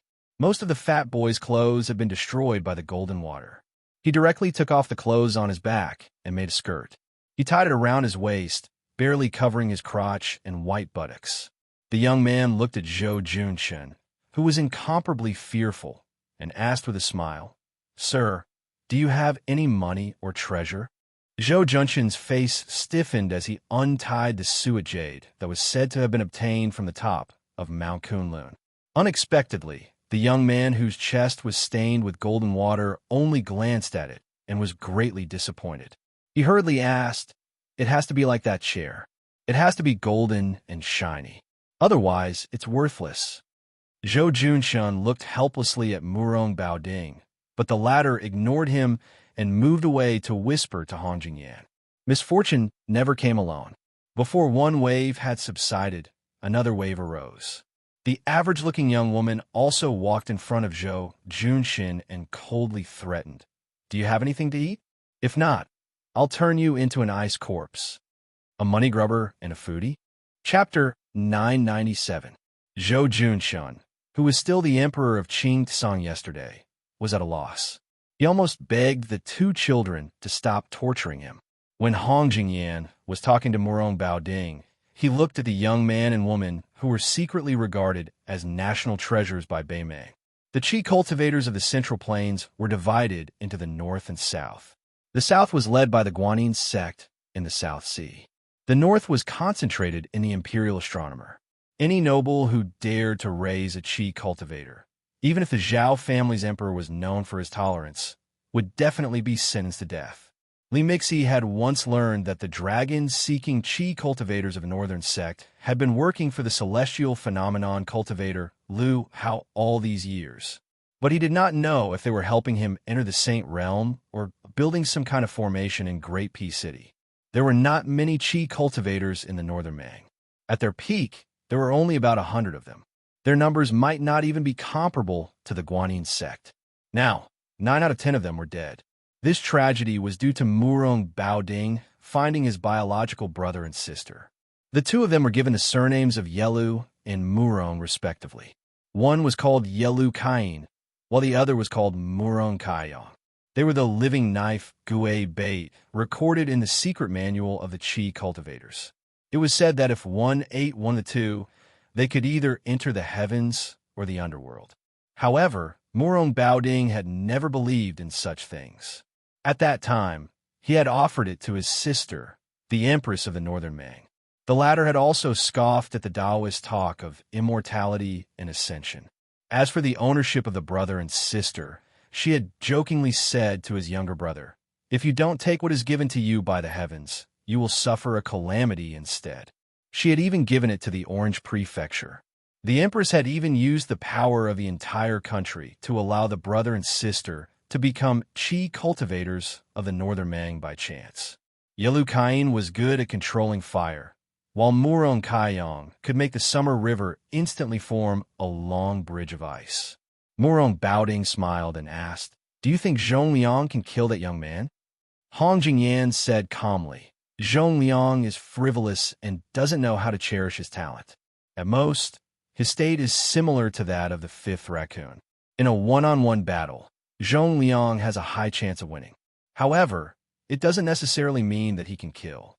Murong Baoding took the lead and walked to the door of the hall. "He is related to the demon Luo Yang. Don't you have any thoughts?" Hong Jingyan said something mysterious. "If I want to kill him, I'm afraid that the Orange Province will stop me." Murong Baoding laughed it off and changed the subject. Beimeng, Liang, and Bailiang, a tripartite balance of power. Originally, as long as Su Shao did not die, the other two sides would have to obediently follow Bailiang's orders. At that time, Liang wished that the young heir apparent would die prematurely. They carried out many assassinations, hoping that Bailiang would die the second time. Later, beyond everyone's expectations, Bailiang quietly settled the general situation. Su Fengnian's hereditary succession could not be stopped. Then Shun Jibao entered the capital. Following his resignation as the Minister of War, he was conferred the title of King of Western Shu. As a result, Beimeng, who had been watching the fun, became anxious. Last year, they were beaten by Bailiang to the bone. There were countless civil and military officials in the northern and southern dynasties, but only the Orange Province and Dongjua insisted on fighting on the western front. They insisted on fighting head-on with the new king of Bailiang and Qinjibao in western Shu. As a result, Li Mibi's spiderweb shifted its focus from this king and these people to Su Fengnian, hoping to kill the new king who no longer had Su Shao to rely on. At that time, Bailiang would have no leader and would be much easier to bully. Since it was more or less certain that Su Fengnian would not rebel, Liang Zhaogo would have to pinch his nose and risk his life to protect Su Fengnian from dying at the hands of Beimang, so as to avoid missing the northwestern gateway. It was really a big joke, with Bailiang's 300,000 cavalry being used up against the southern court, and with Chun Jibao glaring at western Shu, it would be much more difficult to carry out the peace edict's plan of east-west confrontation. Even if it succeeded, according to the peace edict, it would cost more than 200,000 lives. Perhaps this is the power of the man called Yuan Bunshi in Great Peace City. Scholars move their mouths, and warriors die on the battlefield. In the current situation of the romance of the Three Kingdoms, Bailiang doesn't move, and Beimang and Liang don't dare to act rashly. Unknowingly, 20 years of peace have been exchanged for the common people of the two dynasties. This is all thanks to Li Yishan. It's a pity that this enemy is dead, and there's no way to tell him face to face. This king has a belly full of words, and he can only nag and nag to you. Hong Jingyan. Hong Jingyan smiled. Fortunately, there's still Chu Lushan. Murong Baoding stretched out his hand and placed it on his cheek. Yes, there's still Chu Lushan. The two had already stepped through the threshold of the main hall. Looking at the somewhat lonely scene in the square, Hong Jingyan suddenly said, Su Yanbing secretly escorting the young king is a reasonable thing. This person's methods of intercepting and rescuing the Bailiang administrator's son at the border cannot be underestimated. If it wasn't for the peace edict, I really don't have the confidence to kill people in Qinsong. Since Su Yanbing hasn't shown himself, it means that it's as I guessed before. Zhong Liang really can't kill Su Fengnian. First, there's the butcher Su Shao, who doesn't want to be the emperor, Chun Jibao, who wants to settle the country through 2 battles, and then there's the traitor Chu Lushan. Now, there's the Su Fengnian who likes to pull chestnuts out of the fire. Bailiang really has a lot of strange people and strange things. If you ask me, Bailiang really should follow the plan of the emperor's preceptor and destroy it first. Murong Baoding's words hit the nail on the head. If you don't attack the nearby Bailiang, how can you compete with Dongjua for military merits? How can you be the king of the southern courtyard? Hong Jingyan also argued, is the peace edict really going to do business with Bailiang? Chapter 998. Murong Baoding laughed and said bluntly, as long as this kid agrees, and as long as you, Hong Jingyan, do not meddle, the king of the northern courtyard will be his in the future, and the king of the southern courtyard will be yours. When Beimang pacifies the world, your northern and southern courtyards will no longer be defined by the current Beimang northern and southern dynasties, but by the current Beimang Liang. Hong Jingyan, do you think he will agree? Su Fengnian entered the city alone as a show of sincerity. This king even traveled thousands of miles south to this land of refugees and spared his life. His sincerity should not be small, right? Hong Jingyan said indifferently, if Su Fengnian can recruit hundreds of thousands of refugees, he will be able to secure his position as the king of Bailiang. Similarly, if he can tame 300,000 cavalrymen, he will be able to smoothly proclaim himself as the emperor after his majesty ascends to the heavens. But before that, if I go against his majesty, not only will I lose the ruined military power that I just obtained, but I will also follow in Luo Yang's footsteps and be hunted down. On the surface, why don't we just follow his majesty's orders and kill Su Fengnian and let him accompany his father? Then we will rely on our own abilities to fight for people, food, and territory in Bailiang. When the time comes, whoever can destroy Western Shu will be crowned as the king. Murong Baoding interrupted Hong Jingyan's words and sneered. That old woman won't be able to live for much longer. You know very well just how much the Yelu clan, the previous ruler of the northern Mang, hates her. If you don't let me take over, the Murong clan will have to take the risk of the Yelu clan digging up my ancestral graves. The old woman is very wary of this younger brother of Benwang, so of course she will have a plan after her death. But when a person dies, politics dies, just like a lamp that goes out. Without her protection, and with Benwang's illegitimate son, Li Mibi is destined to die miserably. If Tuoba Bodhisattva wants to kill this king, unless this king fights him one-on-one. Otherwise, with his ability to lead troops, this king will definitely lose in a battle of 100,000 against 100,000. But above 200,000, he will definitely die. This king and Zhong Shintong are in secret collusion. Almost everyone in Beimang knows about this fact. As the ruler of a country, what can that old woman do to the Zhong family? The Zhong family was not like the Su family. They were ruffians who rebelled whenever they wanted. This is also the reason why he is willing to look at the Su family in Beiyang. The chess and sword music school's Gong Luzi was silent. The changes in the square and the palace were overwhelming. It was completely beyond the imagination of Queen Yu Ruru and Mao Gu. First, Minister Tang died in the hands of Su, even though he had a talisman array. Then, Second Minister Liang Zhong was extraordinarily powerful. He only used an ordinary iron spear to make the young king bleed. What happened next was even more confusing. After the third minister of offerings from southern border showed up, he did not rush to join hands with the second minister. He just casually took out a brocade pouch from his sleeve with his dark purple fingers. Then, he waved his sleeve and rolled up the peach blossoms that filled the sky, including the second minister. As a result, the 2 rows of peach trees under the palace wall became dead trees. At that time, Mao Bishan and Gu Feiqing knew that the essence of the talisman array was not the 2 aggressive talisman swords, but the inconspicuous poisonous peach blossoms. Mao Bishan had already fled. Gu Feiqing, who had always been loyal to the residents of Dragon King, did not care about etiquette. He held his breath and threw the queen outside. He risked his life to close the palace door, but just after a few steps, black blood flowed out of his chi orifice, and he died. Southern Border had an immortal Gu that specialized in killing immortals. This immortal was naturally not an unfettered land immortal, but one of the 3 realms of first rank. However, it was similar to many moves in the pugilistic world that were powerful but could not withstand a single blow. Although the peach blossom immortal Gu of the third minister was not vulgar, it could not take the life of the demon. Instead, it was nailed to the palace wall by Zhong Liang. What was unimaginable was that the old man could actually let out a sinister laugh. He pressed his hands on the iron spear and pulled his body out of the spear inch by inch. After falling to the ground, his voice was hoarse. He sat down and said to the young man who had been watching by the side, "By the order of Master Li Yuaning, I respectfully welcome the king of Beiyang." Only then did he die with his eyes wide open. It was not the spear that took this death warrior's life, but the peach blossom immortal Gu itself. However, Zhong Liang was not unscathed.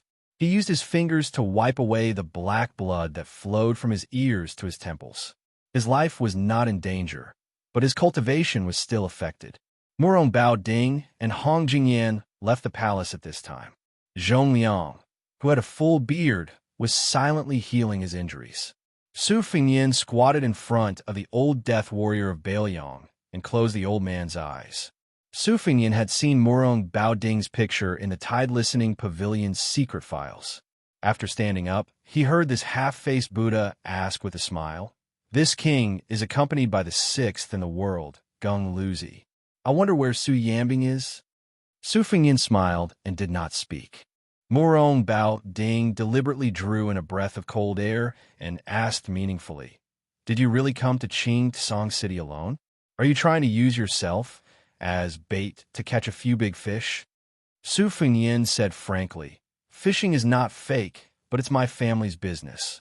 It can't be considered catching big fish. Su Yambing is definitely here, but I don't know where this king is, and I don't know when he will appear." Murong Bao Ding looked at the calm young man under the wall and felt a heartfelt admiration.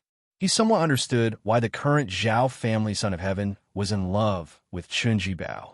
In the future, when he sat in the north facing the south and ruled the world, there would be such outstanding officials standing in the imperial court. Not to mention other things, just watching them stand there and serve him was very pleasing to the eye. Murong Bao Ding laughed heartily and said, Su Fingyan, you may not know this, but this king's true eldest son is Yi Lu. This king can let bygones be bygones for your grievances with him. Su Fingyan took the crossing the river pawn from his waist and placed it in front of his eyes. He gently exhaled and purple thunderbolts rolled onto the scabbard, bouncing gently. There were 9 thunderbolts pearls on the blade. These were the treasures that he had obtained from his battle with Lu Haoshi. They could be considered priceless treasures. Su Fingyan looked at Murong Baoding and Hong Jingyan, who were standing side by side, and said something that even these 2 top experts could not understand. I have had Wang Xinji's mentality since 800 years ago. The whole world is my enemy. I am invincible in the world. Chapter 999. Murong Baoding glanced at the rolling thunder on the scabbard and was a little surprised. Although martial arts were vast and there were countless unorthodox methods, as long as it was related to Qi cultivators, it was considered top-notch. The young brother and sister behind him were more than familiar with this. In Beimang, there were Qi cultivators who were proficient in collecting thunder and lightning. The money-grubber boy and the foodie girl gathered together and whispered to each other. Especially the gluttonous girl. She smacked her lips and stared fixedly at the 9 genuine purple sky thunder. She was very envious. As long as she swallowed them into her stomach and nourished them for a few years, she would definitely be able to beat this annoying fatty beside her into a pig's head. Hong Jingyan's expression was still rigid. When one's martial arts realm had reached such a high level, it was nothing more than coping with changes by sticking to the status quo. Su Fingyan's crossing the river pawn in his left hand was out of its scabbard in an instant. The speed of the blade was so fast that the scabbard that left his palm crashed into the palace wall. Su Fingyan's arm followed Wang Xiu's arc formula and swung the blade down. The 9 thunder lingered and the purple clouds dazzled. Zhong Liang unceremoniously controlled the iron spear that was abandoned by Su Fingyan. He had been holding the spear with one hand. This time, he finally held the spear with 2 hands and took out enough attention to deal with the unsheathed blade. The spear curved horizontally. Before the sharp blade of the blade touched it, the curved tip of the spear was already pointed at Su Fingyan's waist. Su Fingyan did not deliberately change from attacking to defending. He just followed the blade with ease, as if he was possessed by God and understood the wonders of the Xian finger. The tip of the blade suddenly twisted and fell faster and faster. His body was also forcefully pulled a few feet forward. The rolling blade technique was still the rolling blade technique. It was just that compared to the rolling blade technique of ordinary swordsmen, it was much more mysterious. The spear missed for no reason. Zhong Liang's eyes lit up. Borrowing the force of the curved spear, the curved body of the spear also curved. In the eyes of others, one person was following the blade, and the other person was unwilling to fall behind. Therefore, the person followed the spear. At first, Murong Baoding had a smile in his eyes. He did not think highly of the kid's rolling blade technique. However, when he saw that Su Fingyan's bladesmanship seemed to be disorderly, but it was just right. Every blade was chopped 4 feet away from Zhong Liang's face. This somewhat surprised half-faced Buddha. Zhong Liang, who kept dodging, frowned. He was not angry that this kid was taking revenge on him for pointing the tip of the spear at his glabella. It was because he had never heard of such a ridiculous rolling blade technique. Of course, Zhong Liang did not know that there was an old swordsman from East named Song Yinqing. When he went out in Jianghu for the last time, he had 14 swords and 14 moves. The only sword with a sword tassel was called Zhao Dan, which meant that he was carrying a lamp to illuminate the mountains and rivers. It was such a walking sword that he walked all the way to the side of the white-robed Luo Yang. Every time, Su Fingyan's rolling blade finger, a purple thunder was suspended. After 9 times, he suddenly clenched his right hand. There were 9 flying swords hidden in the 9 thunder, which condensed into a formation and trapped Zhongliang. Su Fengnian did not look at how the breeding demon was going to deal with it. He randomly patted the void with one hand, which was the 18 strokes of the Wuxia played by the blind female zither player in the battle in the Rainy Alley. His finger tapped on the soldiers crossing the river, which was the finger sword secret skill of the young female chi trainer on the lake of Yuyan Mountain Villa. Many of the abandoned talisman swords that were left behind in the square jumped up from the ground and stabbed fiercely at Zhongliang with distorted trajectories. Together with the domineering Thunderpool flying sword and the unpredictable Wuxia paddle, it created a magnificent scene. The three arcs of the arc formula formed momentum. At this time, Su Fengnian's three arcs were secretly learned from Song Yinqing, Xue Songwan, and the Qi trainer from the South Sea. They seemed to be unrelated, but they were fused together and vaguely appeared to be in the great Grandmaster realm. Moron Baoding chuckled softly. It looks good and is quite practical, but it's a bit too messy. There's still a long way to go before returning to the original state of celestial phenomenon. Zhongliang was exhausted dealing with the three arcs in the formation. It was easy to deal with the barbarian clapper that came out of nowhere. With his Vajra physique, even if he was hit by it, it would be nothing more than a flesh wound. It was just a small matter of losing face. He didn't know how the boy controlled the dozens of talisman swords, but it didn't matter. With Zhongliang's Xian finger comprehension, he could deal with it easily. In the past, with his rare talent, he didn't even need to dodge. However, he was afraid that if he didn't dodge, he would fall into a trap. Moreover, the flying swords of the Sword Tomb, which were wrapped in purple thunder as clothes, were no longer close to him, a natural sword embryo. Each of the 9 kinds of sword chi had its own killing intent, which was the real trump card. The iron spear that Zhongliang held with both hands had its spearhead cut off by the purple thunder. From the moment the guy unsheathed the saber in his left hand until now, Zhongliang hadn't been able to fight back even once. This made the second young master of the Beimang family, who ranked relatively low among the top 10 devils but had outstanding strength, really angry. Beimang was at the top of the martial arts world, and the number of times they fought each other was far more than Liang. They never liked the martial arts fights that didn't hurt each other's feelings. If old Monster Wang from the Martial Emperor City didn't go to Liang Jianghu to be a whetstone, the number of people in the martial arts ranking list might not even be equal to the number of people in Beimang. In Beimang, heroes didn't matter where they came from. Many people were nameless one day, and the next day, they became the distinguished guests of the general. Zhongliang didn't rely on his identity as Zhong Shintong's younger brother to stand out in Beimang's Jianghu. He relied on being hunted and being hunted again and again. When he was young, he provoked the Dragon King, who was also one of the top 10 devils, and was hunted for nearly a month. It was because of that escape that made Zhongliang finally become a level 1 master. The reason why Zhongliang deliberately showed mercy before was not only because he wanted to humiliate the young king, but also because he couldn't stand the kid's attitude of not taking out his saber when he practiced. How dare he put on airs in front of Zhongliang? Only now did he know that the young king of Bailiang had learned a variety of skills and was not inferior to him at all. After he took out his saber, his momentum was even more imposing. Zhongliang had to restrain his contempt and treat him as an opponent that he could fight with all his strength. Zhongliang certainly knew that the young man, standing 5 feet away from him, had many tricks up his sleeves. Other than the thunder-wrapped flying sword, he must have a more powerful trump card. Zhongliang guessed that it must be the second saber on the right side of his waist. Zhongliang had heard that Su Fengnian, who was once a disciple of Li Chungang, used the mind cultivation technique to cultivate his saber. On the grassland, he used his saber to kill the colorful python demon beside Tuoba Chunsun. Zhongliang dealt with the talisman swords that were undulating with the rhythm of Su Fengnian's rhythm. Of course, there was the more troublesome purple thunder sword formation. When Su Fengnian made a move, Zhongliang countered it.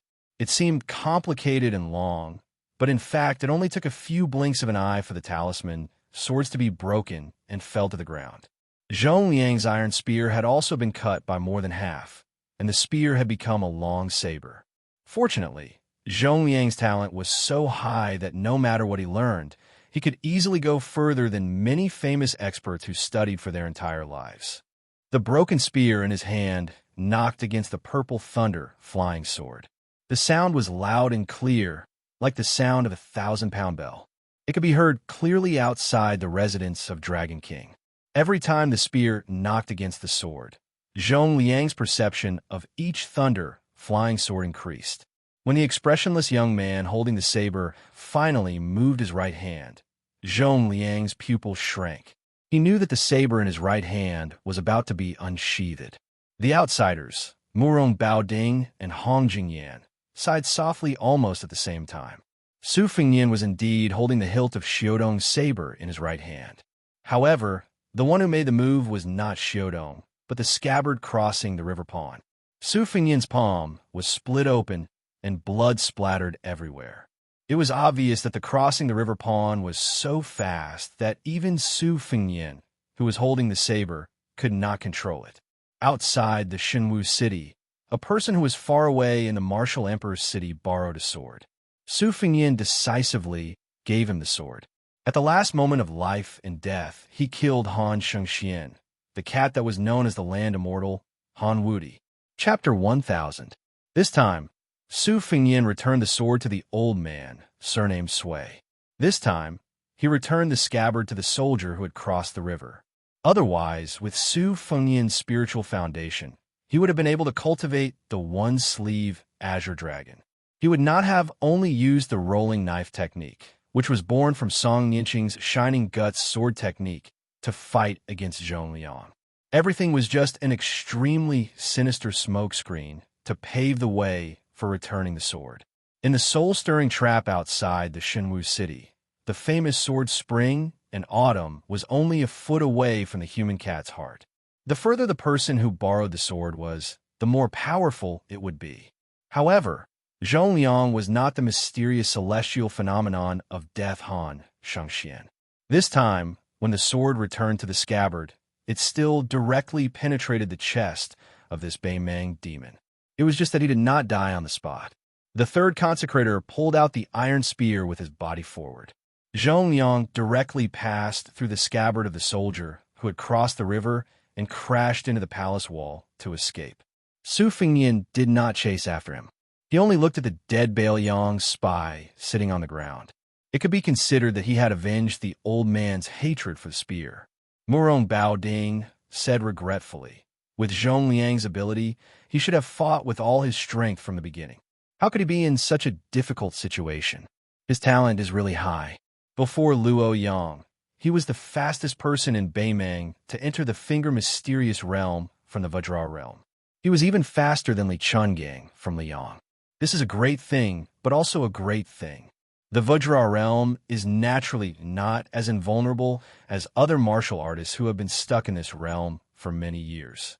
Zhongliang was lucky that, as the immortal sword embryo, he was able to sense the danger before the scabbard blade from the sword Wei pierced his heart.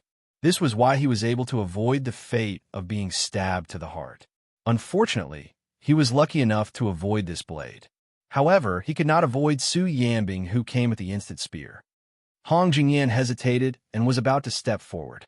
Murong Baoding laughed softly. Have you thought it through?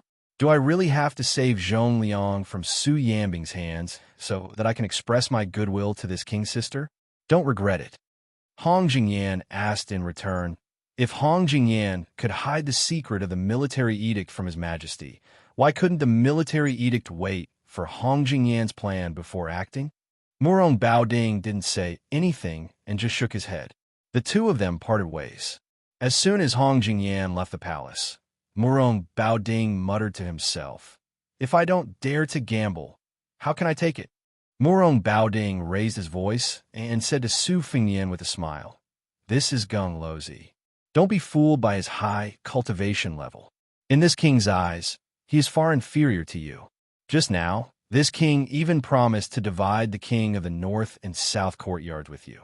Now, it seems like he is really humiliating you, Su Fengnian." Su Fengnian took a deep breath and absorbed the 9 purple thunder. He then controlled his chi to take back the soldier of crossing the river that was still in its sheath. He shook it casually and shook off the blood of Zhong Liang on the sheath. He asked with a smile, "If you were to face this blade, what would the result be?"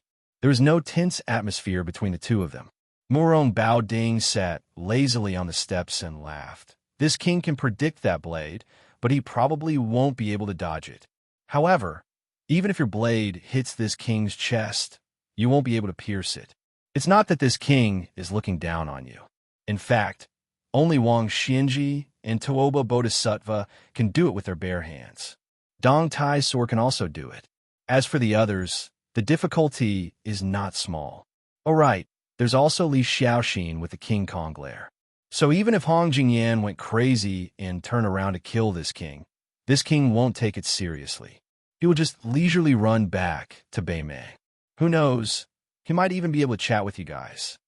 The martial arts evaluation released by Beimei asserted that as long as Wang Xianji was willing to join forces with Tuoba Bodhisattva, they could kill all 8 people behind them. No matter how much the world discussed, there was no way to know what these 8 people were thinking. At this time, there were 2 people in the residence of Dragon King. One was the 6th in the world, while the other was the 8th. They had a drink and chat on their journey to the south. Hong Jingyan, who stood at a higher position, admitted this, but Murong Baoding denied it. However, the reason why he denied it was not because he was conceited about his cultivation, but because he felt that Dong Tai, who was going to visit immortals after borrowing the sword, would have a chance to surpass Toba Bodhisattva's realm and be on equal footing with Wang Xianji. Su Fengyan asked, "Even Su Yanbing's instant spear can't do it?" Murong Baoding thought about it seriously and said, "Firstly, this king's true strength is unknown. Secondly, if he says that he can't do it, you will only think that he is bragging." Su Fengyan smiled and said, "If Su Yanbing doesn't want to fight with you, there will naturally be someone else who will."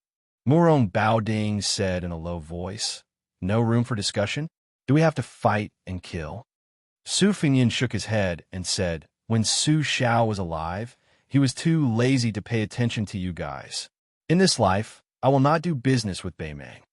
Murong Baoding stood up with a face full of regret. He stretched and said, "It turns out that you are much more stupid than this king thought." Su Fengyan smiled and said, "I'll return the same words to you. The spy leader of Qingcang was actually a pawn planted by Beimei. After lying to Zhou Junshan about the military situation, he had already disappeared. He said that Su Fengyan had entered the land of refugees alone and that Beiliang did not have a large army. In fact, he was only half right. Other than the young king of Beiliang, who was supposed to be the son of a rich family, there was also a mighty cavalry of 1,000 men.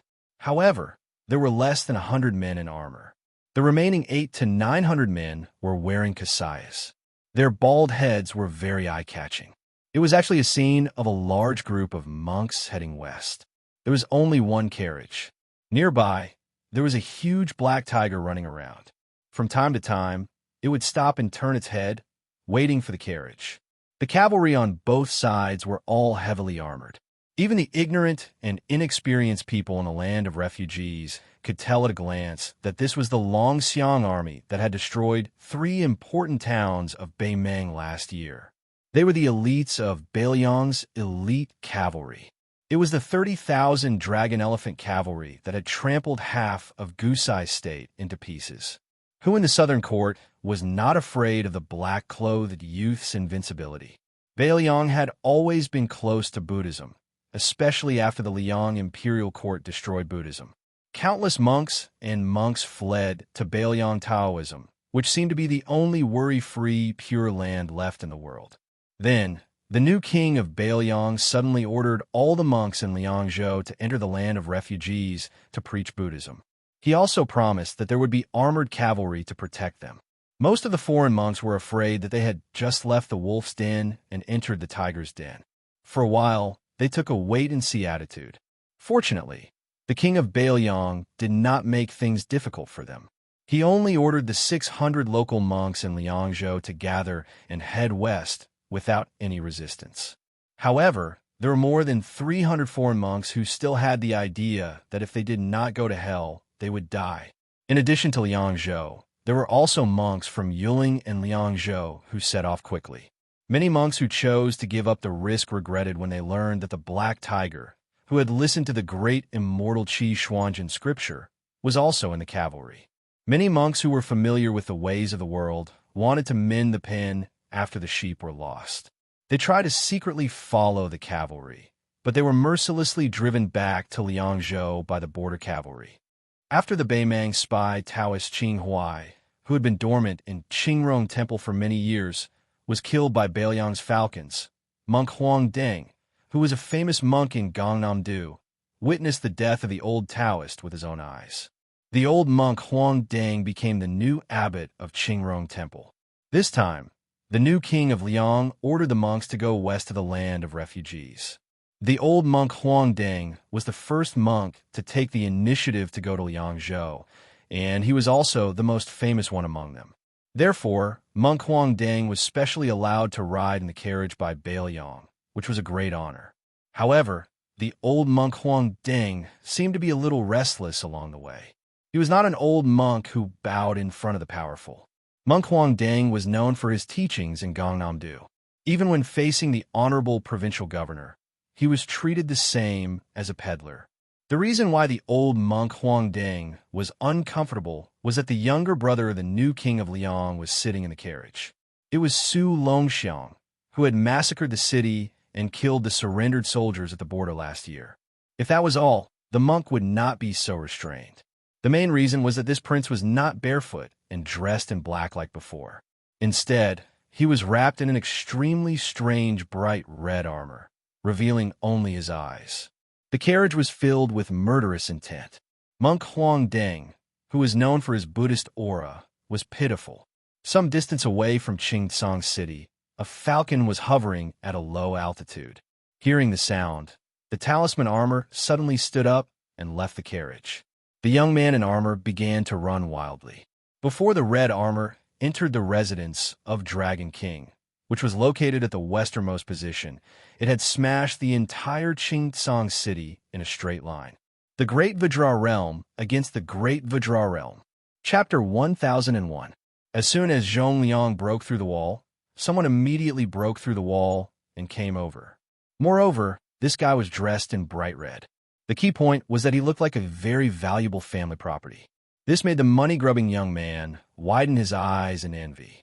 He felt that if he had this outfit, he would be very impressive. The foodie girl, who was more talented than her brother, was no exception. She hid behind Murong Baoding and stuck her head out, staring intently.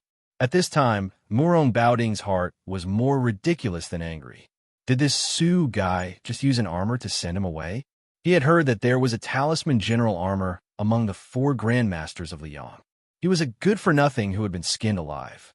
Murong Baoding had always been prejudiced against these so-called masters who used external objects to abuse their power.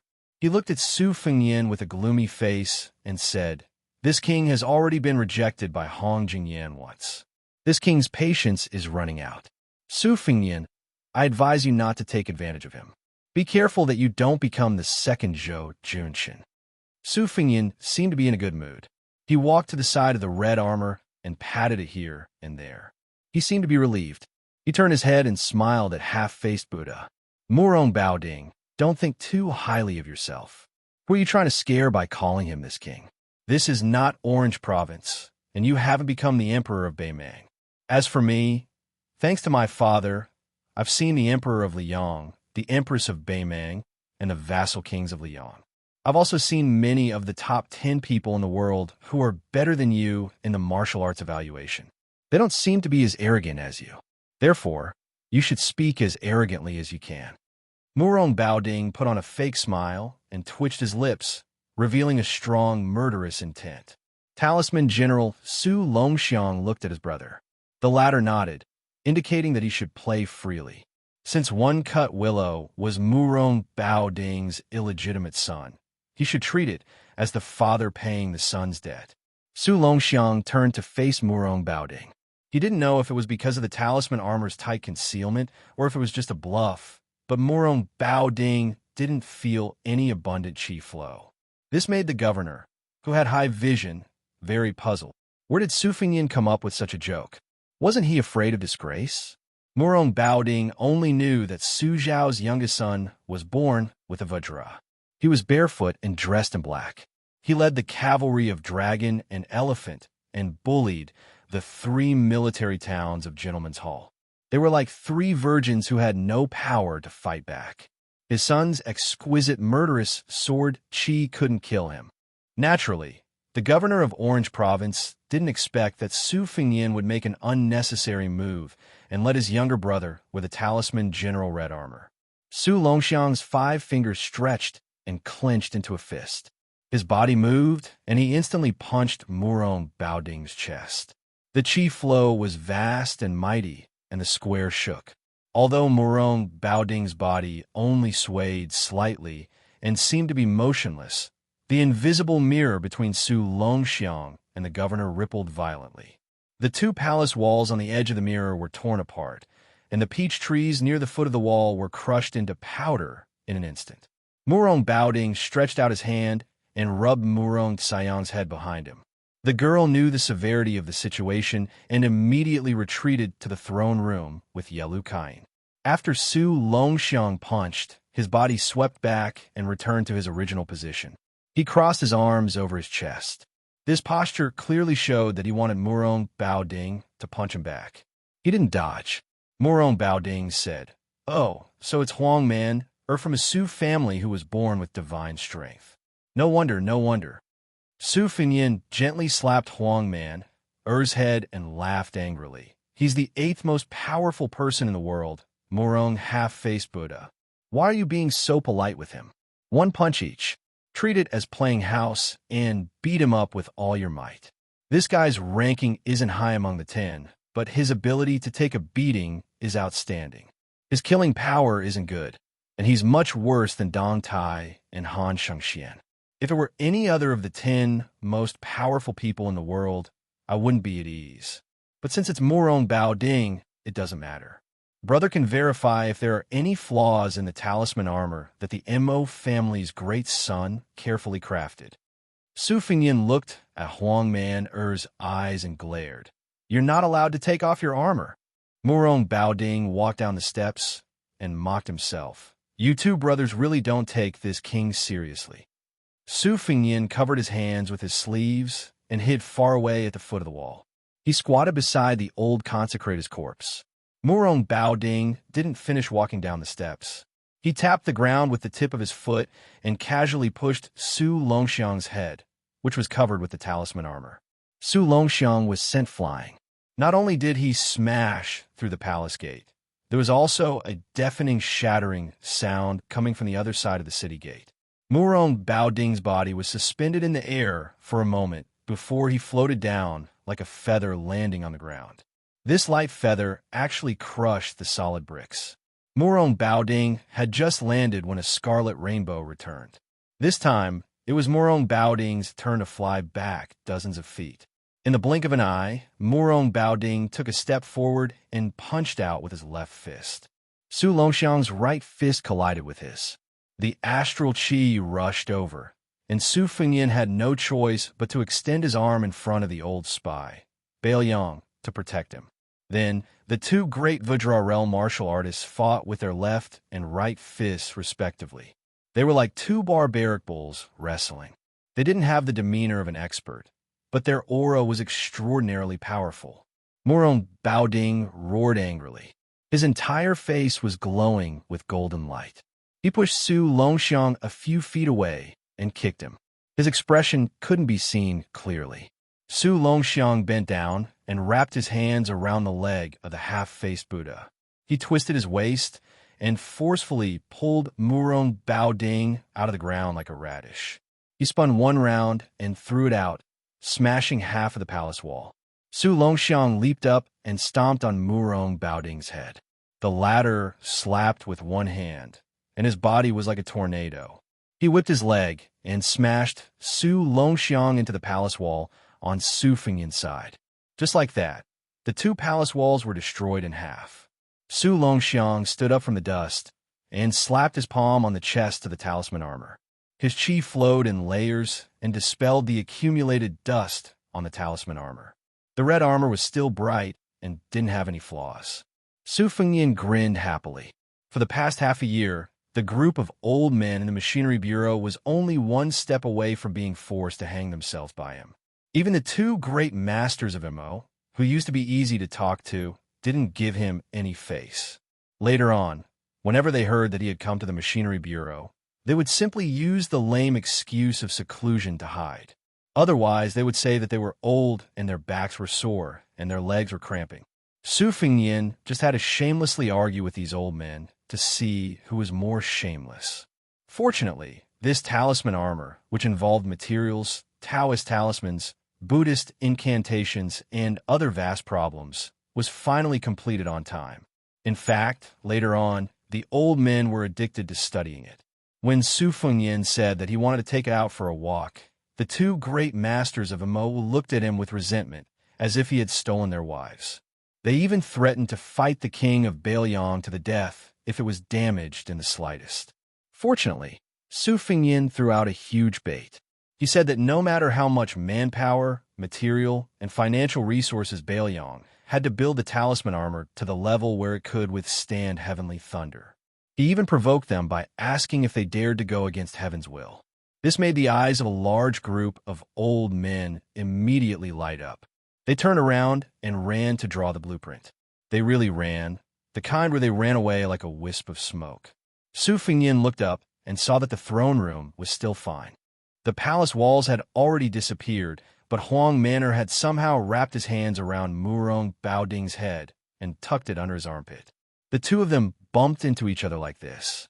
After they bumped into the palace walls, they went to find trouble with the palace walls. Su Fengyan returned the favor.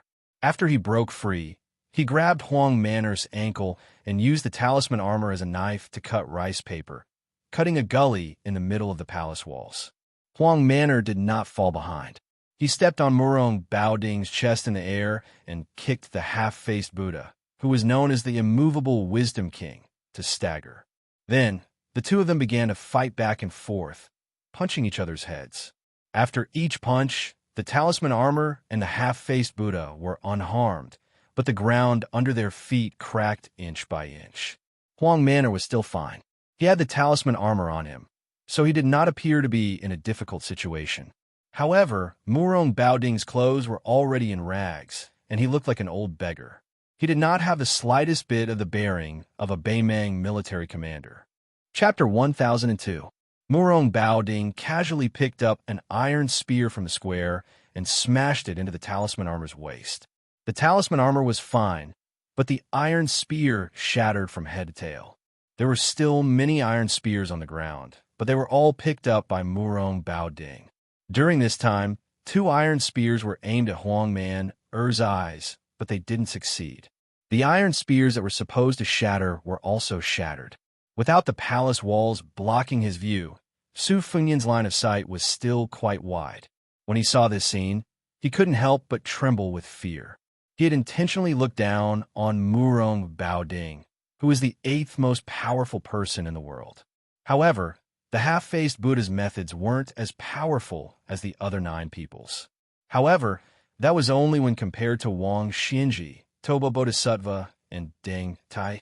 It didn't mean that Murong Baoding was a coward who only knew how to take a beating.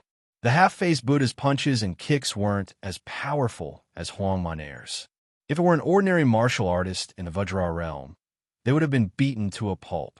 Su Fengyan could see that the ingenuity of the half-faced Buddha's attack was that after a punch, there would still be a lingering effect on the opponent's body. The essence of willow sword chi was able to grow a willow. It was most likely born from this. Therefore, after more than 100 punches from Murong Baoding, how heavy would the chi accumulated on Huang Man's talisman armor be? Therefore, when Huang Man was pushed to the wall by Murong Baoding, before the talisman armor could touch the wall, a huge hole was blasted in the wall by the red armor's crazy chi. Murong Baoding looked at the red armor, who stood up from the collapsed ruins, and let out a long sigh. Their clan had the custom of worshipping Buddha. When Murong Baoding was young, He liked to follow his elders to the temples to worship Buddha. Moreover, he would often raise his head to look at those gilded Buddhas, and he would often look at them for several hours. As he grew older, especially after the Murong Empress usurped the throne, the Murong clan became extremely honored. Murong Baoding did not neglect to focus on practicing martial arts and learning the art of war. Whenever he had free time, he would travel and visit famous temples to look at Buddha. This had practically become a strange hobby that everyone in the Northern Ming and Northern dynasties knew about. During the war between the two countries, Murong Baoding was good at raiding and killing the enemy with a small number of elite cavalry. He became famous early on, but he was much slower in martial arts. After the defeat, Murong Baoding went on a long trip alone and saw a big Buddha enlighten him. He learned the Vajra invincible sitting Buddha. After he opened acupoints, he opened Buddha, and he opened Buddha's Vajra's body. Standing, Murong Baoding slowly raised his left palm in front of his chest. His right hand was about to press against his chest like a monk. Standing Buddha between heaven and earth. Su Longxiang turned his head and looked at Su Fengyin, who was squatting in the distance. He took off the rune armor helmet with both hands and threw it at his feet. He wanted to follow the method that his brother had asked him to memorize. He wanted to knock on a few points of the array and take off the red armor in one go. However, Su Longxiang hesitated and only took off the helmet. He did not take off the armor completely. Su Fengyin saw this and sighed. He did not say anything. Su Longxiang was much taller than when he went to Mount Longhu to cultivate with the old celestial master Zhao Shituan. His face was sallow and emaciated, but the biggest change was that his eyes were less confused and more stubborn. It was this young man who slaughtered the soldiers of the 3 towns of Beimang. He personally led the cruel act of killing the surrendered soldiers after the spring and autumn period. Su Longxiang twisted his neck and punched the palm of his left hand with his right fist. Then he bent his knees slightly. Su Longxiang looked at the half-faced Buddha, whose body was overflowing with golden light. The corner of his mouth twitched. With Su Longxiang as the center, not only did the fist power that Murong Baoding left on the rune armor suddenly disappear, the atmosphere between heaven and earth seemed to be absorbed by the young man. The young man was like an ancient, ferocious beast. If God blocked him, he would kill God. If Buddha blocked him, he would kill Buddha. Su Longxiang began to run. Step by step, he stepped on the ground with the momentum of 1,000 horses galloping thunder. Then he jumped up lightly. His 10 fingers intertwined and formed a fist, smashing down on the head of the standing Buddha. When Murong Baoding's invincible golden body was smashed into the ground, his hands were tightly pressed together, and there was a gap. Su Fengyin stood up. He knew that the situation in Qingtsang City was settled.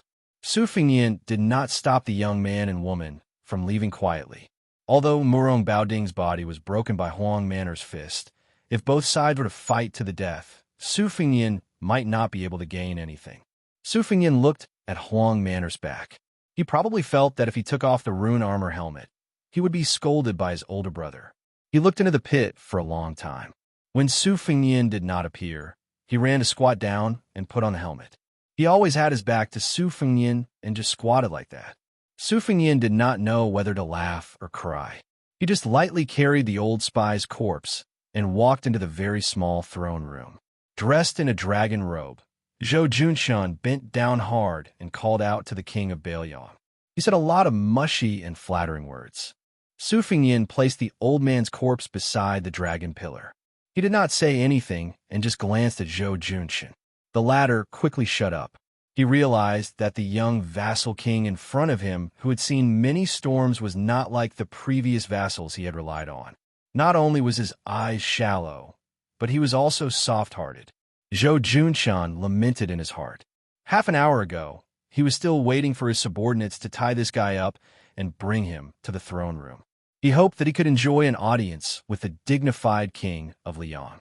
Now the battle outside had turned the world upside down. Not only had the Ruin Mountain Lord, Hong Jingyan, even Murong Baoding had to personally lead the battle.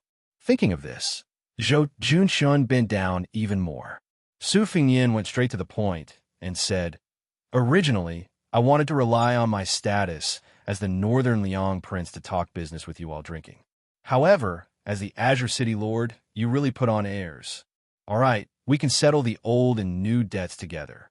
Ruan Shandong is from Northern Liang, and so is your third consecrator. They all died because of you, Zhou Junshin. Your head isn't worth much, so you can't pay for it. When I came in, I estimated that you would have to use 20,000 loyal refugees to pay for it. Jiang Heng and Idajia have about 3,000 bodyguards. Shen Kongwu, who is not in the city, has another 1,600. In addition, there are more than 1,000 dragon scale guards from the residence of the Dragon King. These are not included in the 20,000 people. Just take it as a gift for our first meeting." Zhou Junshan cried and wailed, "Your Highness, I don't have the ability to turn beings into soldiers. Winning over 20,000 refugees is harder than ascending to the heavens, let alone making them loyal. It's not that I don't want to do my best for your Highness, but I really don't have the strength to do it." Su Fingyin suddenly grabbed Zhou Junshin's neck with one hand and threw him onto a pillar. Zhou Junshin's feet were off the ground, and his back was against the pillar. He could not breathe. Su Fingyin's arm was wrapped with a red snake. He sneered and said, "Then you can die. It seems that after your head is cut off, it will be more useful to use it to intimidate the Qingtsong refugees than to keep it on my shoulder." Zhou Junshan tried his best to grab Su Fingyin's arm with both hands, making a final struggle. He had only heard that this young man, who was still His Royal Highness last year, was undisciplined and lawless. He did not know that he was so unwilling to drag things out and would take someone's life without a word. Zhou Junshin was smart, so he knew to wait for a good price to sell himself at a fair price. He did not want to sell himself too cheaply to Bailiang. It seemed that the king of Bailiang did not like smart people. If he had known this earlier, even if Zhou Junshin had the courage of a bear and the courage of a leopard, he would not have dared to hide his shrewdness. Su Fingyin reached out and pulled out the crossing the river pawn. He tilted the blade and gently pressed the tip of the blade against Zhou Junshin's forehead. He smiled and said, "If I stab the blade into your skull, I will probably be able to nail you to the pillar. Emperor, I have always wanted to kill you, so it's not a bad idea to try it out on you first." After an unknown amount of time, Zhou Junshin slowly regained consciousness and opened his eyes with difficulty. He was in a trance, and his vision was blurry. Could it be that he had arrived in the netherworld, or was he still walking on the road to the Yellow Springs and had not crossed the bridge of helplessness? Zhou Junshin subconsciously touched his forehead. It seemed that there was no wound left behind. Zhou Junshin wanted to curse that person surnamed Su for being vicious and merciless, but his throat felt as uncomfortable as if a piece of burning coal had been stuffed into it. He reached out and touched his forehead. It hurt so much that his body trembled and he broke out in a cold sweat. He suddenly opened his eyes wide and raised his head. He saw a snow-white hemp robe and a young face that made Zhou Junshin fear to the bone. Su Fingyin looked down at the local emperor, who was sitting limply on the ground. The corners of his mouth twitched.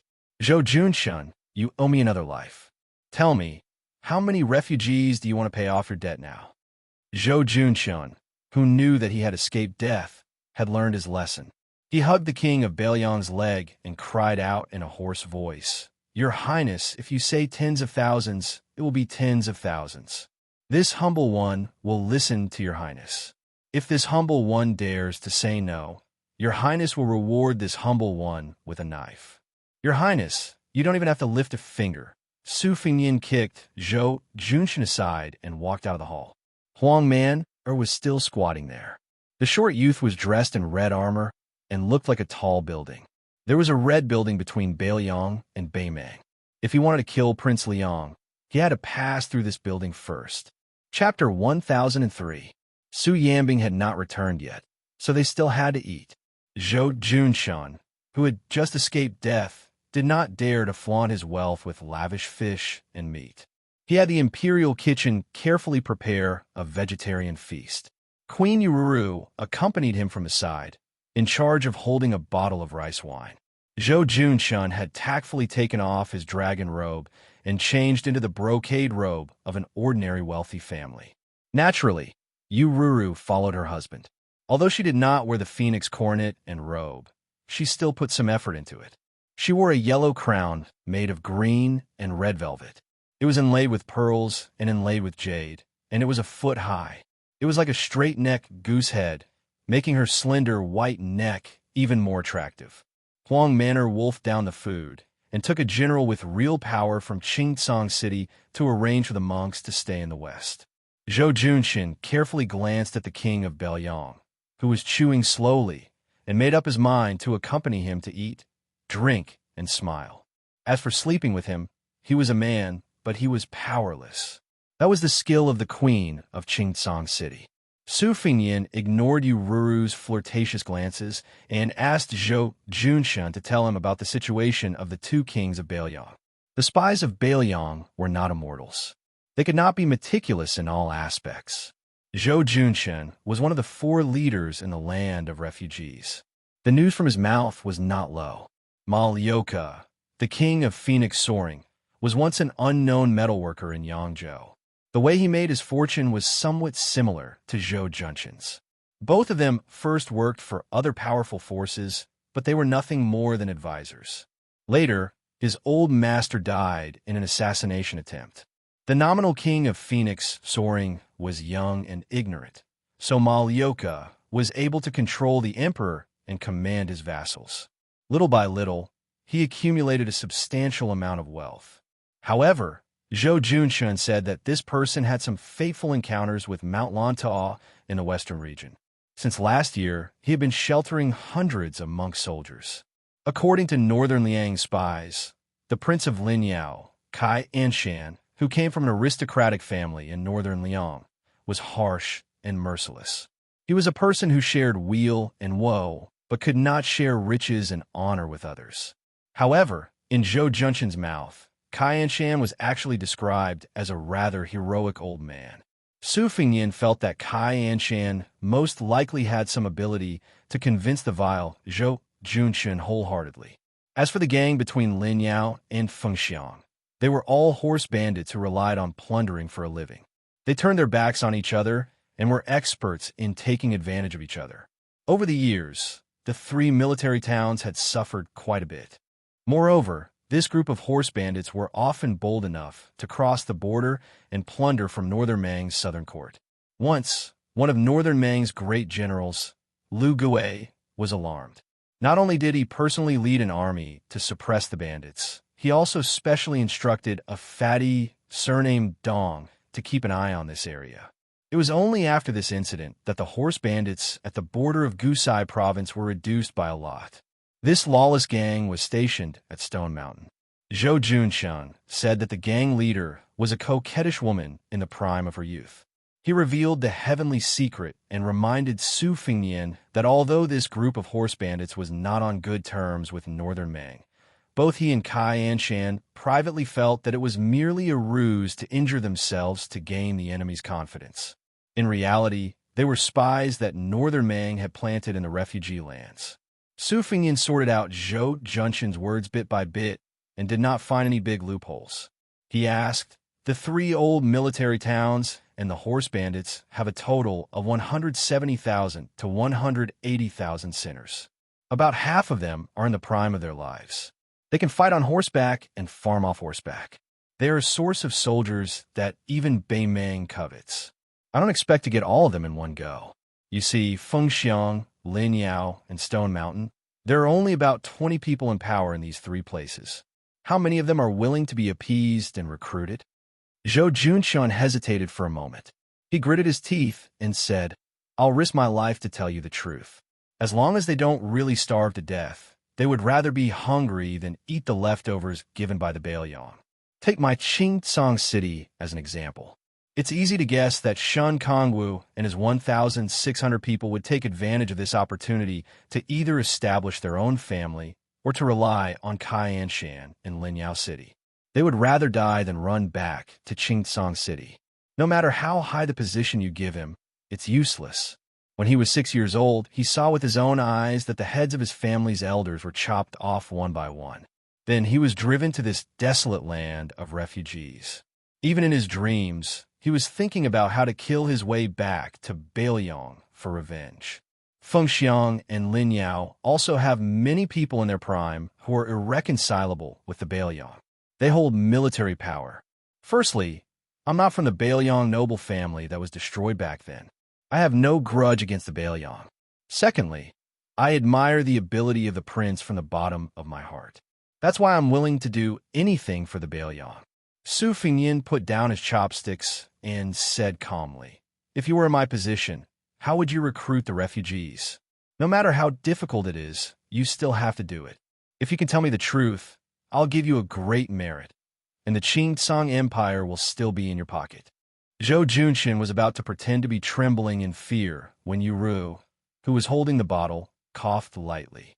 Zhou Junshin quickly came back to his senses. He already knew the habits of this young king when he talked to you about serious matters. Don't be vague. It was better to be straightforward than anything else. Zhou Junshin drank a cup of wine to boost his courage. Then he said, "We refugees are all ghosts without a home or roots. Yes, we're the kind of pitiful people who don't even know where to go during the Qingming festival. We all believe that if we don't stay here, there will be a place to stay. We don't do long-term business here, and no one has the patience to cast a long line to catch a big fish. We only care about what you can take out from your pocket. If you give us money and food, then we'll be your people from head to toe. If you reward us with good wine and good meat every day, then I'll be willing to risk my life for you." Of course, Beiliang, this outsider, is an exception. We've suffered too much for so many years. The crossbowmen of the prince's family come here to kill people every 2 or 3 days. We're scared to the bone. I heard that His Highness had brought more than 1,000 monks into the land of the refugees. This is something that this lowly one could never come up with even if I rack my brains. It's amazing. There aren't many ancient books in the entire land of the refugees. Therefore, Confucianism is a joke here. As for Taoism, when a person attains the Tao, even his chickens and dogs ascend to the heavens. No one is interested in it. If one can't even fill their stomachs, how can they cultivate? Only the bald donkey's theory is something that many people are willing to believe. In any case, they were born with a lowly life of suffering. At most, they would just give up. What's the big deal? Can't they just wait for the next life? I've seen through people. As long as they have the slightest desire to stay, they will start to fear death. Take me, Zhou Junshin, for example. When this lowly one heard that His Highness wanted to keep me alive in Qingtsong, I couldn't help but become excited. Once the monks arrived, they would pray for blessings for the refugees day after day. Although the refugees might not be grateful, at least they would have something to think about and wouldn't give up so easily. They wouldn't think that killing one Beiliang soldier in this lifetime would be considered as breaking even, and killing 2 would be considered profit. However, Zhou Junshin secretly believes that just having the monks to give us something to think about isn't very useful. We need something more practical, especially something that can fill our stomachs. In the past, even the residents of the Dragon King in Qingtsong City was struggling to make ends meet. We really don't have the capital to attract people's hearts. However, with His Highness's Beiliang backing us, we don't need a lot. As long as we can place 10 or so large pots at each of the 3 city gates every day, I don't believe that no one will take the bait. If no one comes for a day, then there should be at least one in 10 days or half a month, right? As long as someone takes the lead, then we won't be able to stop the refugees from flocking to us. Perhaps everyone has a little bit of backbone, but there's also a distinction between what's important and what's important. Some people are more important, and there's no lack of people who are more important than their lives. However, there are still more people who are less important. Yururu timidly lowered her eyes and softly interrupted Zhou Junshin. If no one dares to come, we can let the weak Qingtsong soldiers pretend to be refugees. Zhou Junshin glared at her and said, "Woman, shut up." Chapter 1004. Su Fengyin waved his hand. He did not comment on Yururu's strategy and signaled Zhou Junshin to continue. The latter, who was full of evil tricks, drank wine to moisten his throat. His face was flushed red. It was obvious that he was in a good mood. If we only use the Bailiang cavalry to crush the 3 towns, the refugees will definitely not be able to defeat them.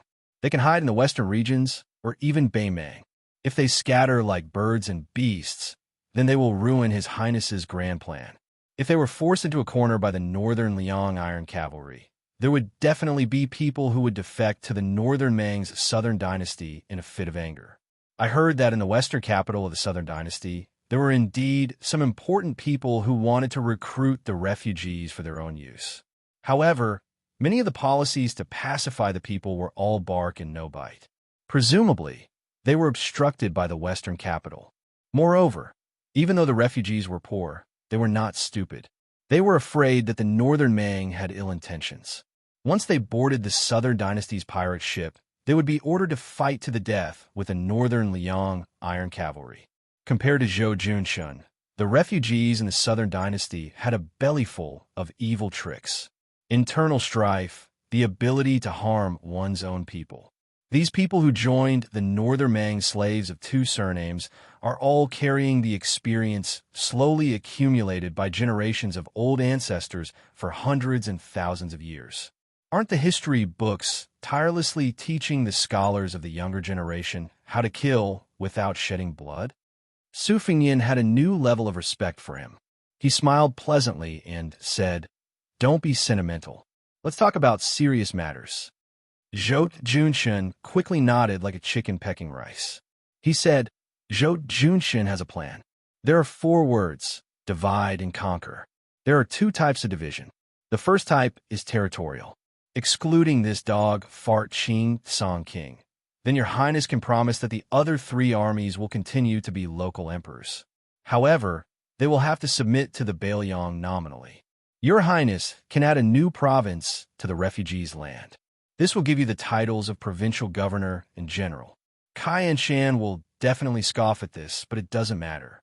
Malyoka, who only cares about his own happiness and doesn't care about the lives of others, may be tempted. Moreover, Xianxia is not tactful and doesn't appreciate the kindness. It is possible that his subordinates will be tempted. In this way, the 2 towns' refugees will more or less have their own ulterior motives.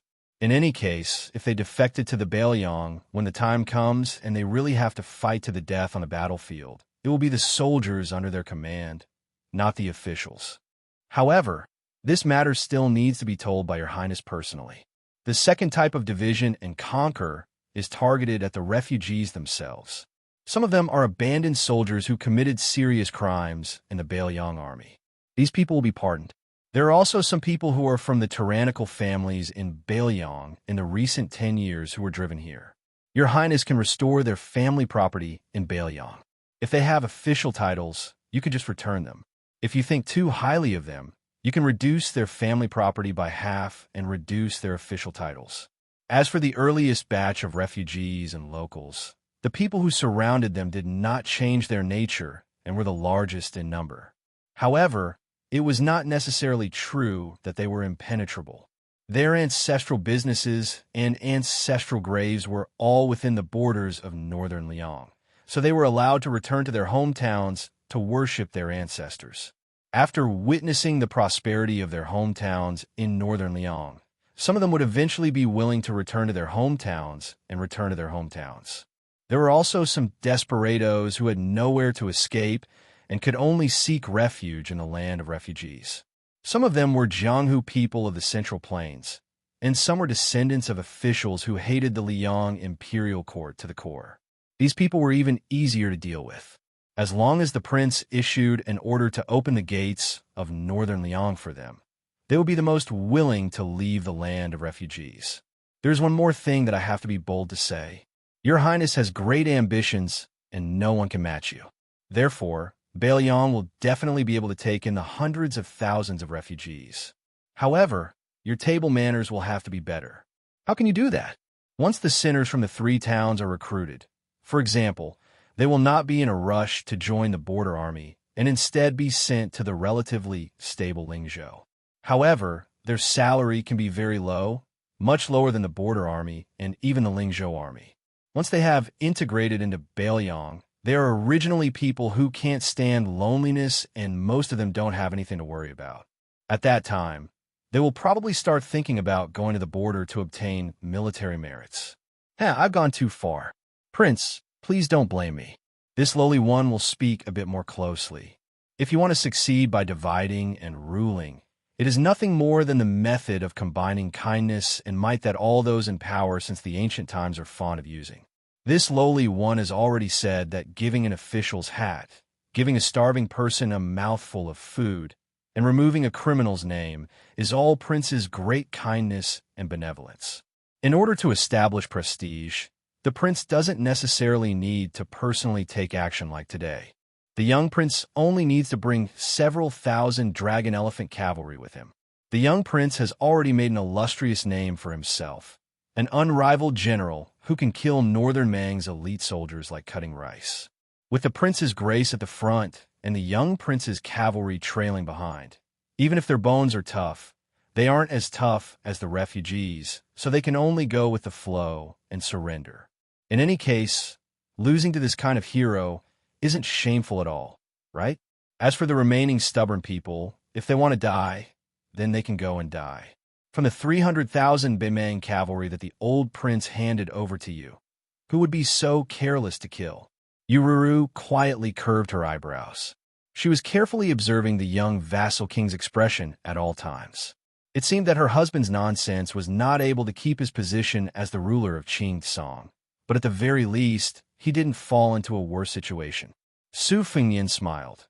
You and a certain person's strategy of governing the refugees coincides a bit. You have about 50 to 60% of his skill. However, I have never been to the land of the refugees. I am different from you. Zhou Junshin subconsciously bent his waist, even though he was sitting. He said with a flattering expression, "This little one is just making things up. I don't dare to compare myself to the expert beside your highness. If there is a 10 to 20% similarity, then it is like stepping on dog shit." Su Fengnian stood up. Zhou Junshin quickly followed. Su Fengnian said, "Zhou Junshin, I will give you two choices. Either you stay in Qingtsong City and assist that person, or you go to Lingzhou and become the governor of Fi County. However, I feel that it is safer for you to choose the latter. With your backbone, when you encounter a life and death situation in the future, you will definitely become a Bailiang traitor. At that time, I will definitely want you to die. A person like you can barely be considered a capable official if you become a peace official. Bailiang lacks officials, but we don't need honest and upright officials who do nothing. When the time comes, you can be greedy. I don't mind, but you must remember not to delay your work for the people of Bailiang. Greedy officials, greedy for more and greedy for less. They only have one mouth and two hands. How much can they eat and take? Moreover, the truly valuable things can't be brought to the coffin. The rich family property is there for display. If you really want to use this as an example, the military power of Bailiang's border can be raised to another level. However, the Su family is not at the end of the line yet. Zhou Junshin and Ururu, who had knelt down to express their gratitude, looked at each other. They could see the fear in each other's eyes. Su Fengnian said indifferently, "Both of you get up. You can probably stay in Qingtsong for another month or so."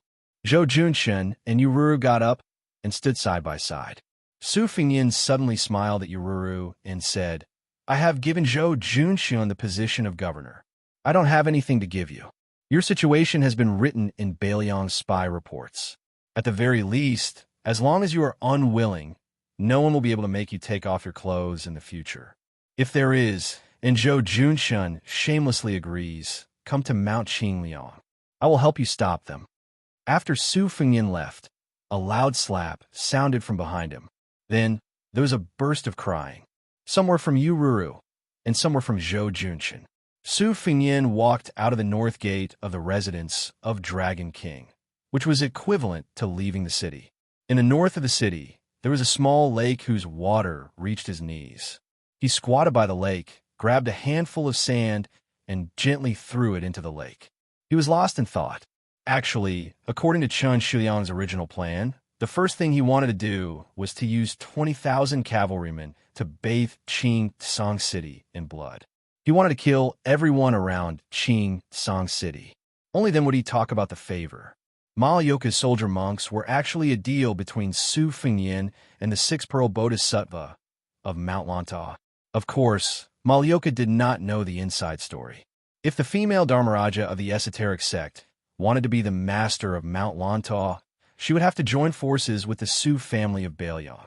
Su Fengyan would then use this opportunity to control the vast area of the western region. Of course, there was also an urgent need, which was to form a military situation that would suppress hundreds of thousands of refugees from east to west. Then, he would send tens of thousands of light cavalrymen to the north and south borders to prevent the refugees from escaping. In fact, the refugees in this huge pocket would either surrender or die. Beimang's southern dynasty deliberately spread rumors that Su Zhao's last words were to bury the refugees with him before his death. Before Li Yishan died, he left behind a simple and comprehensive brocade pouch. Chen Shiliang's vicious strategy happened to coincide with it. However, in Su Fengyan, he knew that his master felt guilty towards these refugees who lost their homes because of him. It was just that he never said it out loud. Instead, he wrote it down on the tip of his pen. His master died without a grave, and his ashes were scattered at the border. When one was born, one had someone to rely on when one was old, and one had someone to bury when one died. These are the three blessings of life that the withered man mentioned. The hundreds of thousands of refugees on this piece of land did not seem to be able to enjoy any of them. Li Yishan, who wrote the 20-year history of the refugees, Records of Knowing Autumn, called himself Water Margin Mountain Ghost in his old age. Water Margin in the wilderness. Wild ghost by the water. Maybe it was because in his master's view, he was not the same as Zhao Chongling, who brought thousands of servants to join the Su family. He was not the same as Chun Xiaoyang, who wanted to conquer the world. He, Li Yishan, had never walked into a temple, had never knelt before anyone. In the end, he was just like these homeless refugees, a wandering soul by tide listening lake, a wild ghost on clear cold mountain. Su Fengyan leaned back and closed his eyes. He lay on the yellow sand, his hands behind his head. After eating Master Lu Hao's purple lightning, he ate Qilin's spiritual master Yuan Qingshan's steamed bun. He was a bit full. Chapter 1005. The residence of the Dragon King had been turned upside down, but Xianxia City did not have much of fuss.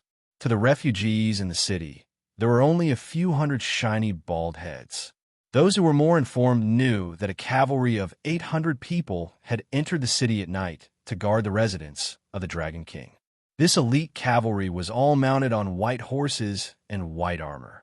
They were also armed with swords and crossbows, looking very imposing. It was an established fact that Baelyang controlled Xianxia City. Since they did not massacre the city, instead, resources were constantly flowing into the city. Many rare items that were usually priceless sprouted up overnight in Xianxia City. Most of the refugees just went with the flow and muddled through. It was not that there were no refugees who left the city, but the restrictions were relaxed and there were no obstructions. After a few days, these Xianxia nobles who had some family background quietly looked on coldly. When they saw the peaceful scene in the city, they resentfully returned to the city. Other than setting up pots and delivering porridge at the city gates, the Dragon King's residence had also become the new governor's official residence. Baelyang no longer banned the transportation of salt and iron to Xianxia. Moreover, the governor had begun to set up a household register. It was said that as long as the people of Xianxia passed the inspection, they would be allowed to enter Ling Province, the richest of the 3 provinces in Baelyang, to do business. Zhou Junshun, who had no chance to wear a dragon robe in his entire life, was very happy. The king of Baelyang was very efficient in doing things. The official document signed by the governor of Baelyang, Chu Lushan, and Li Gongda had already been sent to the entire Ling province. If he didn't have to help Governor Chun clean up the mess in Xianxia City, he could have dragged his family and rushed to Huangnam County, which was the granary of Ling province. This governor was a very lucrative position. The previous governor, Song Yin, was now the king of Ling province. It was clearly a good place to get promoted and get rich. Zhou Junshun, who was a fence-sitter, was a very good person. As long as he didn't have to work hard and was given a lot of benefits, he would do his best. He didn't hesitate at all. In the past half a year in the city, he had been serving Governor Chun, who was unfamiliar with this place. It was called working hard without complaint. Originally, he was a local emperor who didn't go to court every day, but these days he didn't have much sleep. In the blink of an eye, he had become a personal soldier of Qing Song. He was resentful and frightened. Zhou Junshun, who was sandwiched between the new lord and his old subordinates, was really a matchmaker and a bride. He was so angry that his mouth was full of bubbles. However, Zhou Junshun, who considered himself a governor, was in good spirits. Most people who had something to look forward to were like this. No matter how short-sighted he was, as long as he could see the future, he wouldn't be afraid of being tired. Before the curtain of night fell, a young man who looked like a scholar, escorted by a group of white horse-like cavalry, walked alone up the dilapidated northern wall of the city. He saw a guy with his hair tied into a Wudong Huangting Taoist crown squatting on top of the city wall, with a pair of sabers hanging from his waist, looking far to the north. The scholar followed the saberman's line of sight and looked to the north. In Beimang's Gusai province, last year's one-sided battle seemed to be an unexpected and complete victory for the Bailiang cavalry, but the scholar knew very well that it only hurt Beimang, and it was far from hurting their tendons and bones. Generally speaking, the pros and cons were half. The pros were that Gusai province was crushed until it was riddled with holes, and most of the beacons and relay routes were gone. For the time being, it would be difficult for a large number of cavalry troops to move south.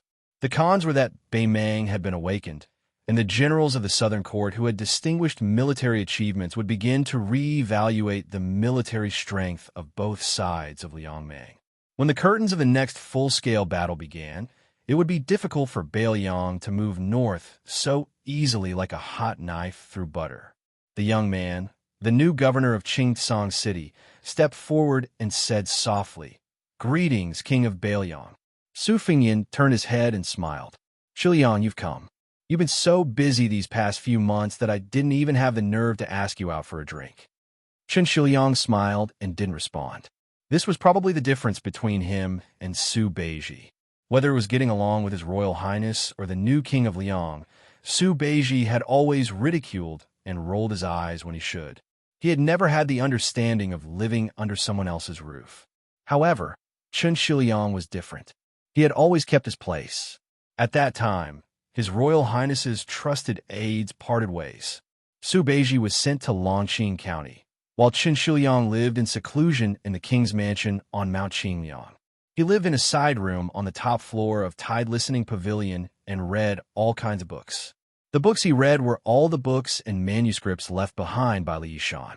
Today, Bailiang's military strategy, especially the redivision of military officials and the geographical arrangement of 14 future Bailiang's most powerful military officers, came from Chen Shiliang. However, after Chen Shiliang got married, he was given full authority to deal with both the grain supply and the salt and iron official camp.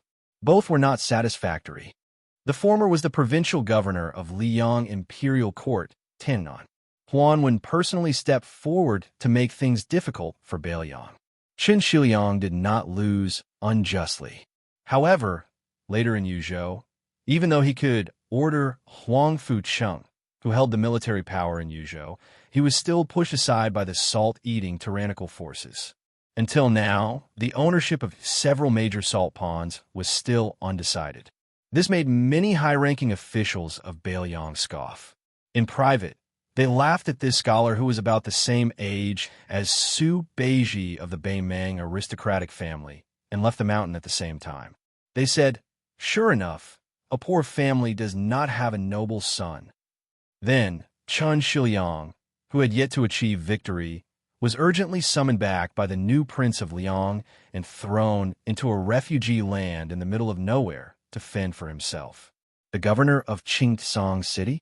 Compared to any governor of Lingzhou? If this was not clearly demotion, then what was? Looking back at Su Beiji, he was already a provincial governor of Bailiang, second only to the administrator. Comparisons were odious. Chapter 1006. It was said that wudong trees could attract phoenixes to rest, but in reality, they liked sunlight and could not tolerate cold. Their sprouts were especially weak. It was hard to imagine that a wudong tree could survive in a place like Baliang. However, since it was born in His Royal Highness's private residence on Mount Qingliang, it was equivalent to being born into a good family. Not only did it survive, but it was also abnormally luxuriant. It was just that the wutong trees in the Wutong Inn were growing pleasantly, but the courtyard was somewhat gloomy and miserable. Probably because the Qingming festival was approaching, the people underground missed the people above too much. Therefore, there was a silent death in the Wutong Inn. It was Cucumber from the Vermilion Bamboo Forest. This second-class servant girl's name had long been forgotten. When His Royal Highness returned from his first trip to Jianghu, the eldest son of the old Prince Liang, who loved eating cucumbers, gave her the vulgar nickname of Cucumber. At that time, she had protested, but later she got used to it and accepted it with hidden bitterness. Cucumber's death was sudden and inexplicable. She died when the new Prince Liang was coincidentally not on Mount Qingliang. Many people were caught off guard. The servants of the prince's residence outside of Wutong Inn did not dare to say anything. Even the people in the courtyard kept quiet out of fear. Su Weisheng, who was in charge of all military affairs in the Wutong Inn, did not say anything. The funeral was simple and rushed. Su Fengyin returned to the prince's residence from the refugee area with a light carriage. He still did not go to the Wutong Inn that he rarely visited. Su Weisheng, who was sitting in a wheelchair, found him at the pavilion on Tidehark Lake and handed him a suicide note written by Cucumber before she killed herself. Su Fengyin took it and threw it into the lake without even looking at it. A thin piece of sandalwood flowery paper landed lightly on the surface of the lake. After soaking wet, it slowly sank into the lake. It had not even caused the slightest ripple. The suicide note and the woman were the same. They floated lightly, as if they were insignificant. Su Weisheng calmly told Su Fengyin that after Cucumber finished writing the letter, she used a pair of chopsticks to stab through her neck in her room. She fell over the table and died in a very strange manner. It was only at dawn the next day that she was discovered by Baijiu, who was also a second-rank maidservant and had called her to the main room. Su Weisheng also said that in the letter, Cucumber admitted that she had been a spy planted by the imperial court in Baliang since she was a child. She had betrayed the imperial court twice in her life. The first time was when she ventured into the refugee area on her own after returning to His Highness. The second time was when she revealed Bei Meng's whereabouts. At the end of the letter, she said that she hoped that His Highness would come back alive to see her will. She also said that she still wanted to serve His Highness in her next life and that she would never be like a ghost again. Su Fengyin's expression was calm. It was hard to tell whether he was happy or sad. Su Weisheng also said calmly, when the Eagle and Falcon family in Baliang split up, the spies in Wutong Inn and Chu Lushan were separated into internal and external spies. At that time, I knew that you had already discovered that there was a spy in Wutong Inn. I hoped that they would restrain themselves a little and stop while they were ahead. Take it as giving them a chance to live. However, you should know that since you have embarked on this path, there is no way to turn back. There is no need to talk about cherishing one's life. A woman's life is short. Moreover, she is a female spy. After all, she can still decide when and how she will die. She didn't suffer before she died. None of the female spies who were dug out from behind the flames of war in the Spring and Autumn War were as fortunate as her. Su Fengyin sighed and fiercely rubbed his cheeks. His words seeped through the gaps between his fingers. They were slightly unclear. There is another spy who is involved with Bei Meng. She is hidden even deeper. Who is she? Without her leak, not to mention alerting the Orange Province's disciplinary magistrate, Murong Baoding, even Hong Jingyan wouldn't have rushed to Qingtsang City to kill me. These two people have chosen the right time. It is obvious that they have been carefully deduced by Bei Meng's think tank. It seems that she is much more thick-skinned than that girl, Cucumber. Su Weisheng asked in return, "Do you really not know? Or are you pretending to be stupid?" How many people in Wutangan can be so patient and scheming? Su Fingyan put down his hands and folded them in his sleeves. He turned his head to look at the surface of the lake and said softly, "I will go see her right now. Sister, help me prepare 2 cups of wine." Su Weisheng hesitated for a moment, but in the end, he didn't say anything. The second-rate maids in Wutangan all had their own private rooms, each with their own charm. Green Ant's room was the most miscellaneous. There were many strange objects in the room, but there weren't many books. She was good at playing chess, but she didn't have a chessboard or a chess piece. When she played chess, she would play chess directly with His Royal Highness in the main courtyard. She was always able to beat Su Fingyan to the point of throwing away his helmet and armor. She never showed mercy. Even when she faced the miraculous second princess who created the 19 paths, when their minds were connected, they could occasionally match evenly. This was enough to show that Green Ant was extremely intelligent. Perhaps it was because extreme intelligence led to injury, but Green Ant was also the weakest of the maids in Wutangan. Fortunately, Su Fingyan was a prodigal son who spent lavishly on the people around him. Even when the old Jinren of Wudong Mountain, Song Jiming, sent precious medicinal pills to the prince's mansion, he would regularly give them to Green Ant to nourish her body. Today, Green Ant wasn't the only one on duty in Wutangan. The door to the room wasn't closed. She sat alone by the window, looking at the green Wutangan trees outside with a smile on her face. When she heard a knock on the door, she turned around and saw His Royal Highness holding a cup of wine in each hand. She stood up with a smile. Most of the women in Wutangan still liked to see this gentle and handsome young man as His Royal Highness. Su Fingyan walked to the window, put down 2 cups of wine, and followed her line of sight to look outside the green screen window. Green Ant didn't care about seniority. In any case, Wutangan didn't pay much attention to these rules. She gently sat back in her chair, put her elbow on the armrest, leaned her body, and raised her head to look at him. It had been like this for so many years. This man had always been staring at Baoyang, the Jianghu, and the country. She could only look at his side or back. At most, she could only see his front when they were playing chess and drinking. Green Ant smiled gently and asked, "Cucumber is a fool. Your Highness, don't you think so?" Chapter 1007. Su Fingyan didn't shift his gaze. He nodded and said, "In this courtyard, she's always been the stupidest. Her handwriting is the ugliest, her chess playing is the worst, and her zither playing is also lacking in spirit. Every time you guys instigated her to go and provoke bad luck, to assassinate Yu Wei, to assassinate Pei Nanwei, to assassinate Lu Qingyan, she attacked from all sides and made enemies on all sides. Even after taking the blame, she still thinks that she's a righteous and indomitable heroine. Every time I want to scold her, I didn't know how to open my mouth. If I scolded her in a roundabout way, she would definitely take it as a compliment. If I scolded her directly, she would cry to death. The stupidest one of us became a spy. In the end, she was really stupid to death. So I don't blame her, because she's just a silly girl. Besides, she still has her parents in Lianjiang Prefecture, so she had no choice. But what about you? You've always been the smartest one in this courtyard. My sister said that you have no relatives or friends in Beimang, so why were you willing to risk your life for the barbarians? For fun? If you had switched sides earlier and been content to be a Baoyang woman, Green Ant, who would have been able to come to Wutangan to kill you? Zhongliang, Morong Baoding, or Hong Jingyan? The latter two, the top 10 martial art masters in the world, were both called to Qingsong City by you. Didn't they still fail to kill me? I really don't understand. Green Ant said calmly, "Your Highness, why don't we drink wine and chat? Which cup is your Highness, and which cup is mine? Just take it as a farewell for me. I'm braver than Cucumber, and I'm more shrewd. I also hope that your Highness will be able to return home alive, but I want to be able to talk to your Highness again. Cucumber doesn't dare. Not only is he stupid, he's also a coward."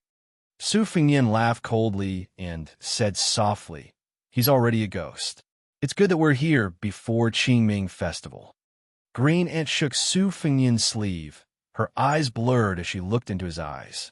This beautiful and intelligent woman muttered to herself, "We are both women, Why should I be a maid? Why should I call myself a servant when I see your highness?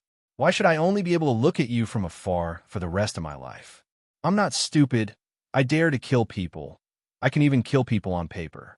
I also have a name. I also want to get married. I want to be a good wife and teach my children. I have too many ideas, but your highness, do you know what my biggest idea is? I remember when his highness came back from the capital, he drank with me and talked a lot about dreams. He said that the dream of a homeless dog was to have a home. It was said that the dream of a soldier crossing the river was to be able to turn back after crossing the river. It was said that the dream of a swordsman was to enter the Jianghu with a sword and leave the Jianghu with a sword. It was also said that you don't want anyone to die because of you. You don't want to see the people around you die one after another. So my dream is to make you look at me one more time. Really look at me, just like now. You can only remember me when I'm dead. You can hate me for as long as you live. Su Fengyin shook back his sleeve, not letting her grab it. Green Ant exhaled and smiled sweetly. I'm done talking. I could die now. Your Highness, you can leave now. Don't dirty your eyes. I don't want to make your Highness feel guilty before I die. Su Fengyin turned and left. Not long after Su Fengyin left the room, there was a slight squeaking sound of a wheelchair outside the room. Green Ant didn't turn to look at the woman who was colder and smarter than herself. She bent down and reached for a cup of wine. Is this the Green Ant wine prepared by the second Commandery Princess? Green Ant didn't look at the woman in the wheelchair, and the latter didn't look at Green Ant either. Her expression was indifferent. Green Ant snorted softly. Then it's the same. The Green Ants were really smart. If His Highness personally prepared 2 cups of Green Ant wine, 1 cup would be Dove wine, while the other cup would naturally be ordinary Green Ant wine. Whether the Green Ants lived or died would depend on fate. However, if it was the second Commandery Princess, Su Weisheng, who gave her 2 cups of wine, she was destined to be poisoned behind His Royal Highness' back. Therefore, it didn't matter which cup she drank. Green Ant picked up a cup of Green Ant wine and drank it in 1 gulp. It was so fast that she didn't even taste the wine before she picked up the second cup and drank it in 1 gulp. Since she was going to die, it was better to drink an extra cup of wine. She had played chess with the second Commandery Princess many times and won only a few times because she had accumulated advantages bit by bit. Green Ant sat back in her chair and waited for her death. After a long time, Green Ant frowned. She heard Su Weisheng say coldly, I did prepare 2 cups of poison wine for you, and I also guessed that he would change the 2 cups for you. He wants you to drink 1 cup of wine and feel lucky that you're still alive. Then, you'll leave Bailiang and find a beautiful place to hide. You'll be able to live with a clear conscience. However, I won't let you leave this courtyard so comfortably. I'm here to force you to drink 2 cups of wine. I'll let you, an ungrateful wretch, know who's the one who owes whom. He doesn't want you to die, but at the same time, he wants you to live comfortably. I'm not that kind. You can only die of old age. I'll let a few elite falcons follow you for the rest of your life. A voice interrupted the quarrel between the 2 women. That's enough, sister. Su Fengyin came back and pushed the wheelchair away. Su Fengyin pushed her to the top of Mount Qingliang. They looked down at Liangzhou together. He said softly, My last bit of patience has been worn out. So, sister, don't worry. I won't be so kind in the future. Mother said before that no one is born to suffer. Even if a man can't treat a woman well, he can't hurt her as he wishes. He has to treat her as a real human being. Now that Wutongyan is peaceful, I don't have anything to worry about. This time, you can take it as I've made a clean break. I'll be willful with you for the last time. Sister, what do you think? Su Weisheng grunted in agreement. Su Fengyin smiled in surprise. Sister, when did you become so reasonable? I'm not used to it. Su Weisheng knocked her head hard against him. She said calmly, I saw that after you became king of Bailiang, you went to the Bureau of Machine Building in the back of the mountain more often than I expected. That's why I made an exception and allowed you to be willful for once. Bailiang's Bureau of Machine Building was built at the base of Mount Qingliang. It was this inconspicuous organization that produced the best sabers, the best spears, the best crossbows, and the best armor for the Northern Liang cavalry. Every saber, every spear, Every crossbow and every set of armor were only slightly better than the others. But with the addition of the 300,000 cavalrymen, how enormous and shocking was the accumulated hidden advantage. Bailiang was most dependent on gold and silver. Other than the military expenses, it was the large-scale military equipment produced by the Bureau of Machine Building. The second king of Bailiang, who guarded the northwest gate of the empire, attached even more importance to this than the old king. It was almost to the point of morbidity. Su Fengnian's eyes were resolute. He made a shooting gesture with his hand and said in a deep voice, "I want to talk to Bei Mang Liang about an old principle set by Su Xiao. The greatest principle in the world is within the range of Bailiang's crossbows." Chapter 1008. The common people of Bailiang only knew that there was a group of people behind the mountain living to the north of Mount Qingliang, but they had no way of knowing what they did or what their identities were. The mountain behind Mount Qingliang was also known as Backing Mountain, and it had always been a forbidden area. A wheelchair slowly descended the mountain. Su Weisheng was wrapped in a thick black fur coat, her 2 fingers gently wrapped around her collar. At the foot of the mountain, there was a small navy blue building, unremarkable. She naturally knew that the Royal Bailiang Bureau of Machine Engineering was built underground, and it was brightly lit all year round. When Liang swallowed spring and autumn, the craftsmen of the Mahis clan had given their all for the Zhao clan. After greatly benefiting the common people, they originally thought that they could retire and live alone in the mountains and forests to do some research. However, with the nature of the Zhao clan and the old Grand Secretary Liang always belittled the Mahist clan as the 10th nation of spring and autumn, the thousands of Mahist disciples scattered throughout the imperial court were all slaughtered. Especially Gu Jiantang and the other Mahist disciples of the great generals. Almost all of them vanished from the face of the earth in a single night. Not even their corpses could be found. Only less than 100 people were left, living an ignoble existence under the protection of the Su clan. Among them, the 2 elders, Master Craftsman Song Zhongshui and Yang Guangdou, were the 2 elders. Song Zhongshui was skilled in weapon forging, while Yang Guangdou was skilled in offense and defense. During the mourning period, Su Fengnian, who was pushing the cart behind him, went to the machine-making bureau. Other than chasing souls and demanding lives, he shamelessly urged Song Zhongshui and his disciple to speed up the crafting of the talisman armor. He also asked Yang Guang for advice on the Western Front. Su Fengnian was no stranger to the machine-making bureau, so he didn't need to rush at the last minute. His Royal Highness, who was still a teenager, would often sneak into the machine-making bureau's underground lair to admire the unique scene there.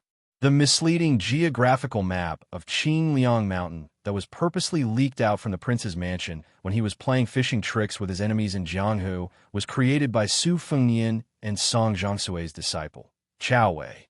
Relying on this map, it wasn't difficult to enter Qingliang Mountain and get close to Wutongyan, but it was impossible to find the exact location. It could be said that His Royal Highness and Chao Wei were both scourges. When they were young, Su Fengnian was beaten black and blue by Chao Wei relying on his skills. If Su Xiao wanted to go to the machine-making bureau to help his son get back, Song Zhongshui and Yang Guang would raise their heads and pick their noses and ears, pretending that they didn't know anything. In any case, if they wanted to find that child Chao Wei in that maze, unless Su Xiao was determined to use 2,000 or 3,000 soldiers to dig 3 feet into the ground, it would be impossible. But later on, Su Fengnian learned his lesson and bribed many of his peers in the machine-making bureau to suppress Chao Wei, blocking the way and trapping him. In short, Su Fengnian and Chao Wei, who was a few years older than him, didn't have a good relationship. In fact, they were born to be incompatible with each other. However, each of them had their own weaknesses. For example, when Su Fengnian said that he wanted to frame someone, or when he wanted to fiddle with some fantastical objects, no matter how unwilling Chao Wei's mouth was, he would do it more efficiently than anyone else. Su Weisheng arrived at the entrance of the bureau, but she didn't enter. She let Su Fengnian enter alone while she took a detour. The wheels followed the quiet limestone path back to the sunny side of Qingliang Mountain. Su Fengyan walked into the machine forging bureau without any obstructions. The tunnels with lights on the walls extended downwards as if there was no end to them. The machine forging bureau was said to be large enough to fit an inverted Qingliang mountain. Su Fengyan walked for about an hour, passing through 7 secret rooms and 12 secret tunnels before he finally reached a certain place at the bottom. He saw a 2-story tall refining furnace with more than 10 ladders around it. About 100 feet away from the furnace, there was a desk filled with scribbled blueprints. There was a mess under the desk, and there were a few red-faced old men arguing endlessly, occasionally pointing at the furnace. Su Fengyan didn't disturb these old men's argument. He walked in front of the furnace, his face red from the light of the flames. This furnace was called Cauldron Tool, and it had an extraordinary origin. The Tangxi sword furnace, which had already passed away, and the Dongyue sword lake furnace, which was still being forged, paled in comparison to this furnace. It was said that when Great Qin had conquered the world, it had collected all of the ironware in the world to forge the 9 cauldrons, which were used to suppress the 2 cities, 3 rivers, and 4 mountains. Su Fengyan smiled, and just as he was daydreaming, someone jumped up and slapped him on the head. Su Fengyan couldn't be bothered to turn around, so he sent that rude fellow flying with a single slap. Curses immediately sounded out from behind him. Ever since Su Fengyan had started practicing the saber, the fellow behind him had become much more obedient. However, a leopard couldn't change its spots. That Chao fellow couldn't help but provoke Su Fengyan a few times, and this was the result. Chao Wei rubbed his cheeks and stood side by side with Su Fengyan. This young man was short, but he didn't lose to others. When interacting with Su Fengyan, he liked to stand on his tiptoes. Even so, he was still half a head shorter than Su Fengyan. Su Fengyan smiled and said, "I heard that the great-grandson was created by you?" Chao Wei proudly said, "Compared to the sharpest ancestor, the sharpness is a bit worse. Compared to the sturdiest grandson, the firmness is a bit worse. Compared to the lightest father, it's only a bit heavier. Now you know how powerful it is, right?" Su Fengyan poured cold water on Chao Wei's sarcastic face. "They're all just a little bit worse. Which one of them is the best among all the Baoyang sabers?" Su Fengyan and Chao Wei gave the Baoyang saber nicknames. The old ancestor was the first real Su family saber. In the early spring and autumn period, the Su family's troops relied on this first-generation cold saber to conquer the world. It could be said that they were invincible. In the middle and late spring and autumn period, such as the end of the war in western Shu and Xianxia, they switched to the second-generation saber. It was not as sharp as the first-generation old ancestor, but it was relatively lighter and sturdier. When they took over Baoyang, the third generation of the Baoyang saber, Old Father, made a new choice. Nowadays, the Baoyang saber, Old Father, had been hung by many rich young men in neighboring prefectures of Baoyang. Most of the Baoyang sabers with the most beautiful curves were the son. By the time the grandson generation came, it was already 5 generations. Then, in the hands of Chao Wei, it was the youngest great-grandson. These 6 Zhongliang sabers, unless one was a veteran soldier who was used to weapons, otherwise, it would be difficult to distinguish the differences between them. The 5th generation Su family saber, which was privately called grandson by Su and Chao Wei, was already recognized by the military masters of Liang and Beimeng as the best war saber in both offense and defense. Whether it was on foot, war, or horse, it was the best in the world. It was not that the generals of the southern dynasty of Beimeng, Prince of Yanqi, Prince of Liang, and Prince of Guangling, Zhao Yi, these famous warriors, did not think of mass copying. It was just that the production of a seemingly simple saber involved the quality of the iron or the efficiency of the iron mining, the temperature of the furnace, the forging process, the design of the mold, and so on. It even had to take into account the size of the soldier using the saber. The knowledge required was complicated and difficult. In addition to the many advantages of the Baoyang's iron or quality and superb craftsmanship, the most important thing was that the Baoyang cavalry had been guarding the frontier for 20 years. Although Su Fengyan's sarcastic remarks about Chao Wei's great-grandson did not sound like much, in fact, he did not need to see the knife with his own eyes and touch it to know that this generation's Su Dao was domineering. It was not the sharpest or the sturdiest, but it was definitely the killing weapon that could exert the most lasting lethality.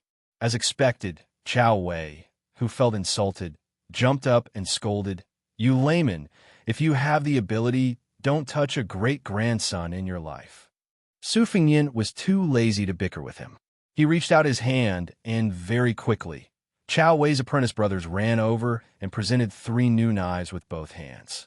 This generation's Su Dao was also a great-grandson, but according to common practice, the cavalry, infantry, and Lingzhou soldiers guarding the rear all had their own subtle preferences. Generally speaking, the Bailiang cavalry, especially the elite heavy cavalry, would be equipped with the most new and outstanding cold knives. As long as a new knife appeared, they would be able to change it almost immediately. On the other hand, the normal guards in Lingzhou, such as those who were not guarding the dangerous Tong Pass, were much slower. Su Fengyan took one of the war cavalry knives. His left hand held the handle of the knife and held it horizontally across his chest. The finger of his right hand brushed across the blade, ignoring the blood that seeped out of his index finger. He narrowed his eyes and knocked on the body of the knife a dozen times. He pricked up his ears to listen to the slight echoes that ordinary people could not recognize. He nodded in satisfaction, and a warm smile slowly spread across his elegant face. The young Mahist disciples who were regarded as traitors by Chao Wei were relieved of a heavy burden. They looked at each other and smiled. Chapter 1009. Just as Su Fengyan was about to speak, he heard a loud roar. An old man called out, surnamed Su. Su Fengyan handed the saber back to Moz and walked towards the desk. The Mahist Grandmaster Song Chong Sui had his hands behind his back, his body reeking of alcohol. He tilted his head and signaled for Su Fengyan to follow behind him. The old man, with a face full of beard like overgrown weeds, walked towards a newly opened secret room. Yang Guangdou was not as slovenly as Song Chong Sui. He wore a green robe and looked clean and fresh. Walking beside Su Fengyan, he softly said, "Old Song followed Prince's instructions and used 20 days to finish it. He had to drink 6 or 7 jugs of wine every day to refresh himself. After I saw it, I felt that it was not bad. Right, Prince, how is little Prince's talisman armor? How much of Murong Baoding's attack did it withstand? If we change it to weight, did it exceed our initial estimate of 16,000 Jin? How much tenacity did the talisman armor grow on its own? Where does it need to be improved?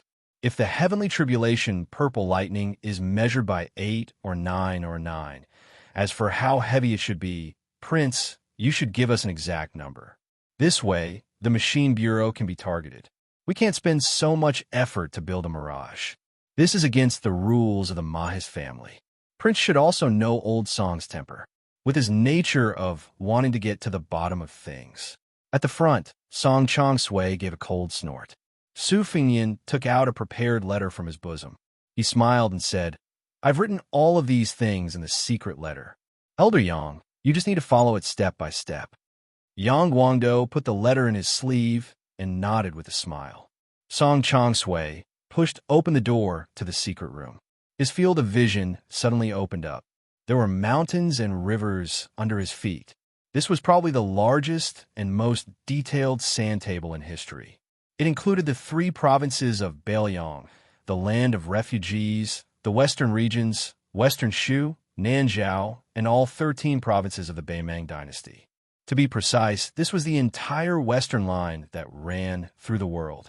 Song Chong Sui did not have the slightest sense of accomplishment. He stared at the vast sand table and said in a serious tone, 20 main rivers, 67 mountains, and 140 cities and military towns are all in it. According to the intelligence report, the military allocation of each side's forces was also based on the number of chess pieces instead of 1,000 people. It was barely clear at a glance. The reason why I've been helping you day and night is because my Mahis sect is living under someone else's roof, and the Su family has helped us, the remnants of the bandits, survive for over 20 years. Therefore, It's reasonable for us to do our part. To tell. Tell. To me too. Tell him. To me, to me, to me, to me, to me. Su Fengyan grunted and said calmly. The Empress of Beimang said it herself. Now it depends on when and where the battle will begin. Our Bailiang no longer has the extravagant hope that Beimang will break into the quagmire east of Liang with both feet first. Elder Yang and Mr. Wang of the Yin Shui Gong have predicted that 1 foot will step east and 1 foot will step west. You will have to start all over again. Yang Guangdou sighed and said guiltily, It's my fault for not being skillful enough. I made a mistake in my plan and misled the great general and the prince. That year, Second Princess did remind me to prepare for the worst. But I have made several deductions.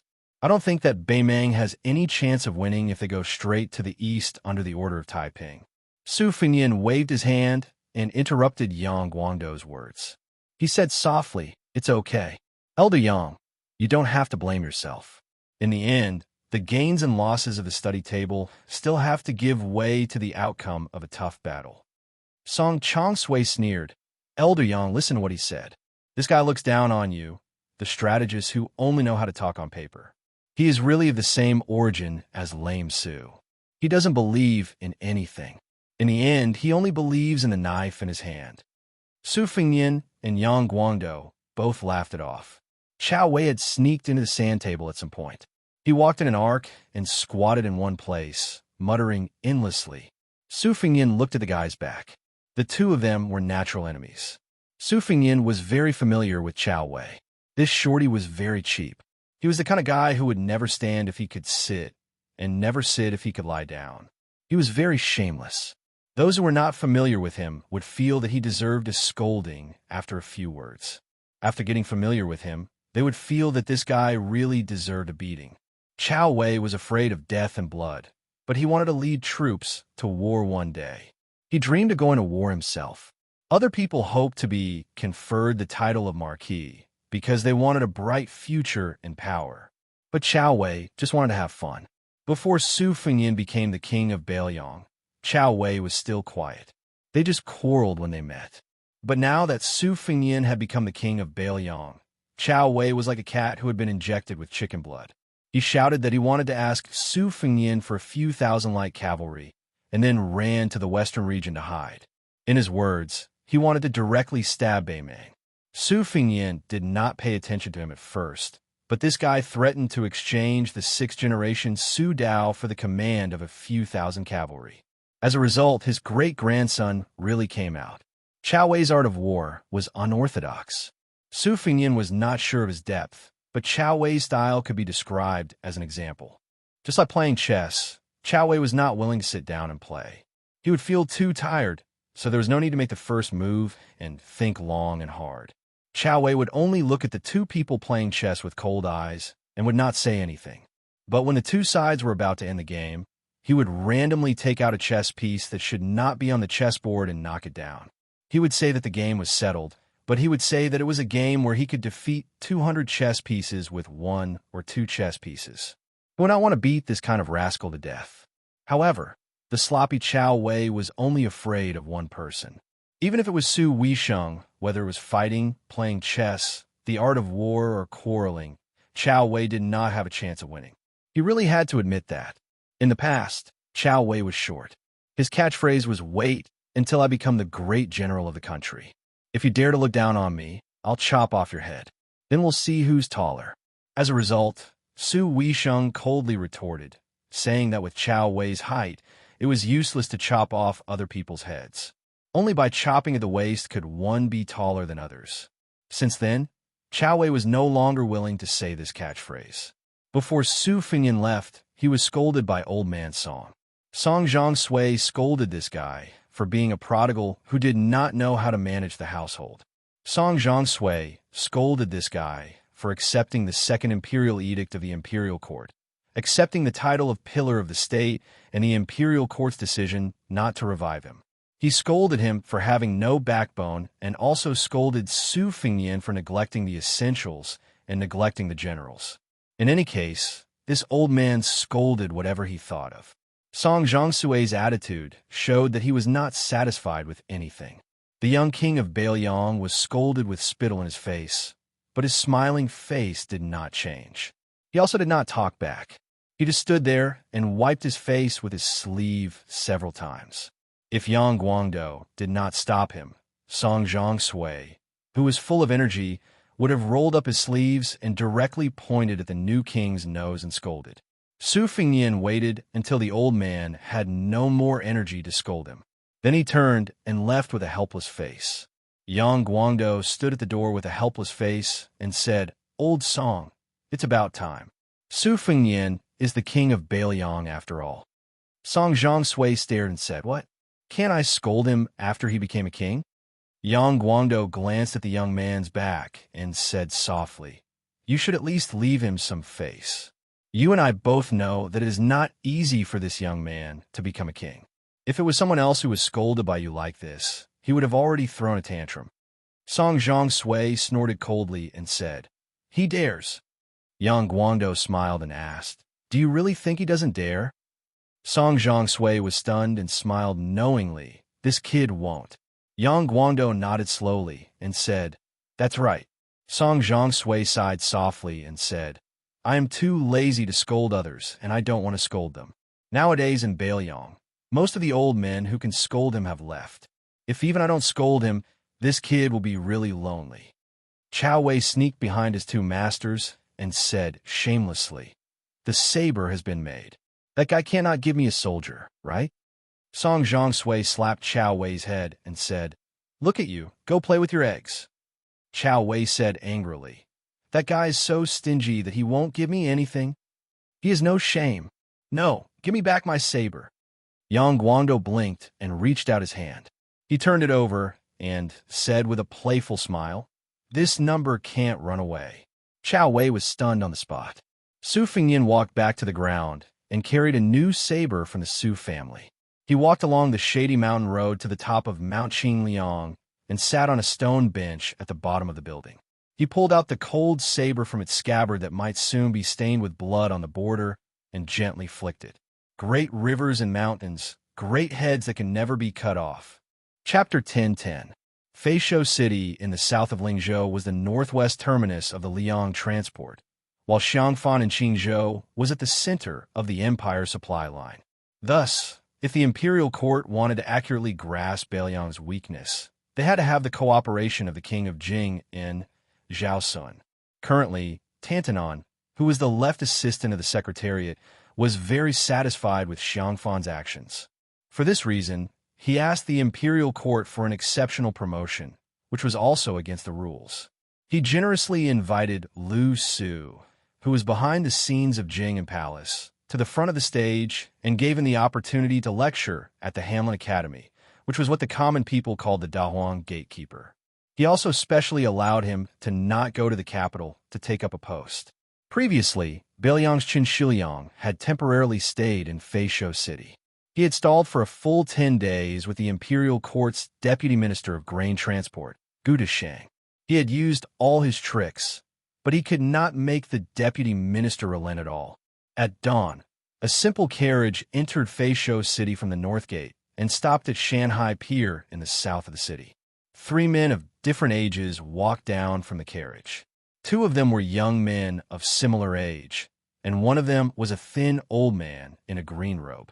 The 3 of them stood on the deserted pier that did not have many grain ships in sight. The short young man had a coal blade at his waist. He kicked a wooden stake that was holding the ship and glanced at the temporary residence of the deputy minister of grain transport. He said unhappily to the gray-haired young man beside him, "Gu Desheng and his father, Gu Ling, are known as the great and small Gu Pishio of the river." Back then, Gu Ling recognized the master of the ceremony directorate as his adoptive father. The father and son were able to hold the post of grain transport minister one after another. It is said that the money they earned was enough to fill a granary. However, Gu Desheng is greedy.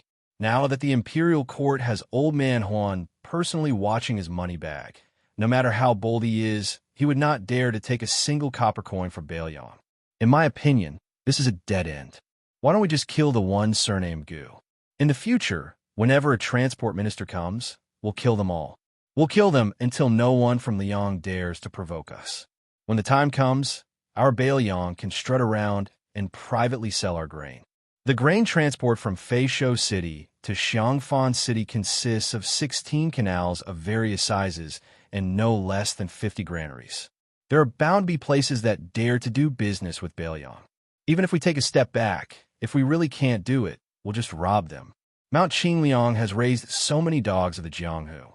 Unfortunately, the incognito king of Bailiang and the master craftsman of the Mahis sect, Yang Guangdou, did not agree with him at all. They only strolled along the limestone floor of Shanghai Pier and walked toward the transport minister's residence not far away. The official residence had been built for quite some time and was rarely repaired. Compared to the prefectural governor's residence in the city, it appeared even more dilapidated. It was no wonder that the father and son of the Gu family did not put up a front.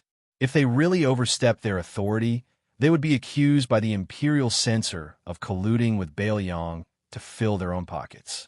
That would be a death sentence for them. Even if they had the support of a high-ranking eunuch in the capital, it would be useless. Whoever interceded in this matter would be courting death. The transport minister's residence was surrounded by a fence. The dozen or so armored soldiers felt a little jittery at the slightest sound, and their gazes were fearful. A few naughty and mischievous children who were born locally continuously threw pebbles into the fence. None of the armored soldiers dared to make a sound. They were really bored and could only find joy in the midst of misery. Taking advantage of the absence of the officials, they used their iron spears to pick up the pebbles. This caused the group of playful children to be even more delighted. They went around looking for pebbles to throw. Su Fengyan stood a few feet away from the fence and said softly, "The imperial court is making things difficult for Bailiang on the matter of the transport of grain. It's not entirely to test my bottom line. In reality, West Chu's restoration of the country is imminent. When the time comes, although the troops sent to rescue the emperor from all over the country won't dare to demand an exorbitant price, they still have to ensure that they can fill their stomachs. When the time comes, the sound of a crossbow is equivalent to 10,000 taels of gold. In the end, war is still a competition of resources.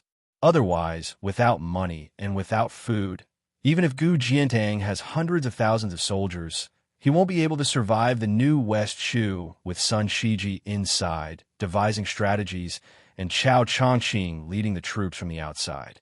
Many people say that if West Chu had made up its mind earlier and allowed Chao Chongqing to take away Baikui's military power before the Western Wall, it would have taken at least 5 or 10 years for Liang to completely pacify the spring and autumn period.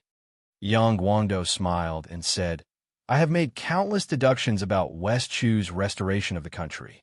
It will take some time." Chapter 10:11.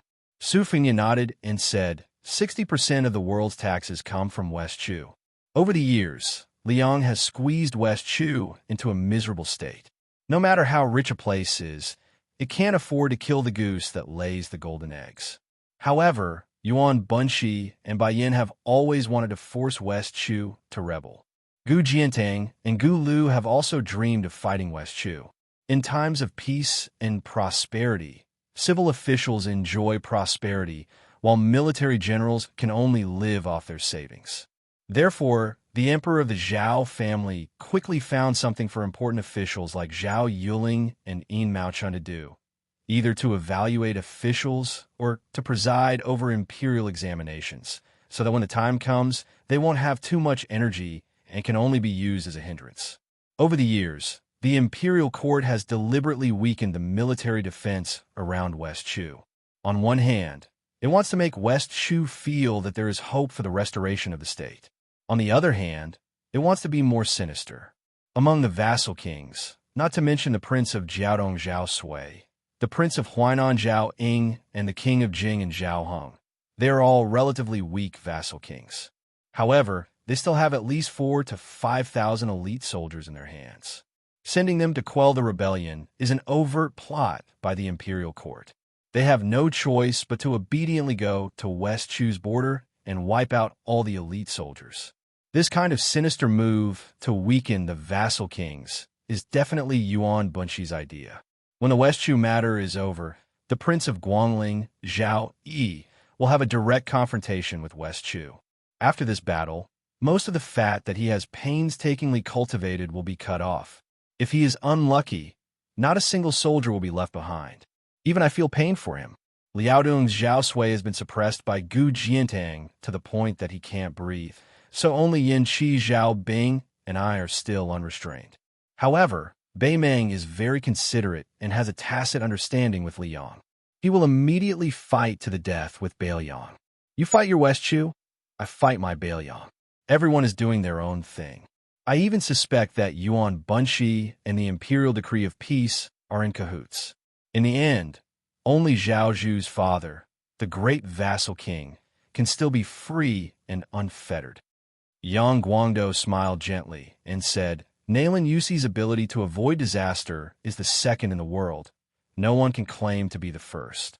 Su Fingyan muttered to himself, the battle between Li Yang and West Chu will definitely be fought before us and Bei Meng.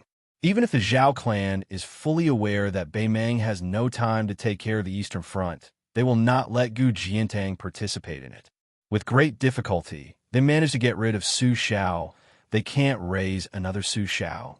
It's not that civil officials can't be given titles or rewards, but military generals mostly need to have their own troops. If nothing goes wrong, it should be Liu Baijie and Liu Xianxia. One of them will be in charge of the Ministry of War, while the other will go to the south.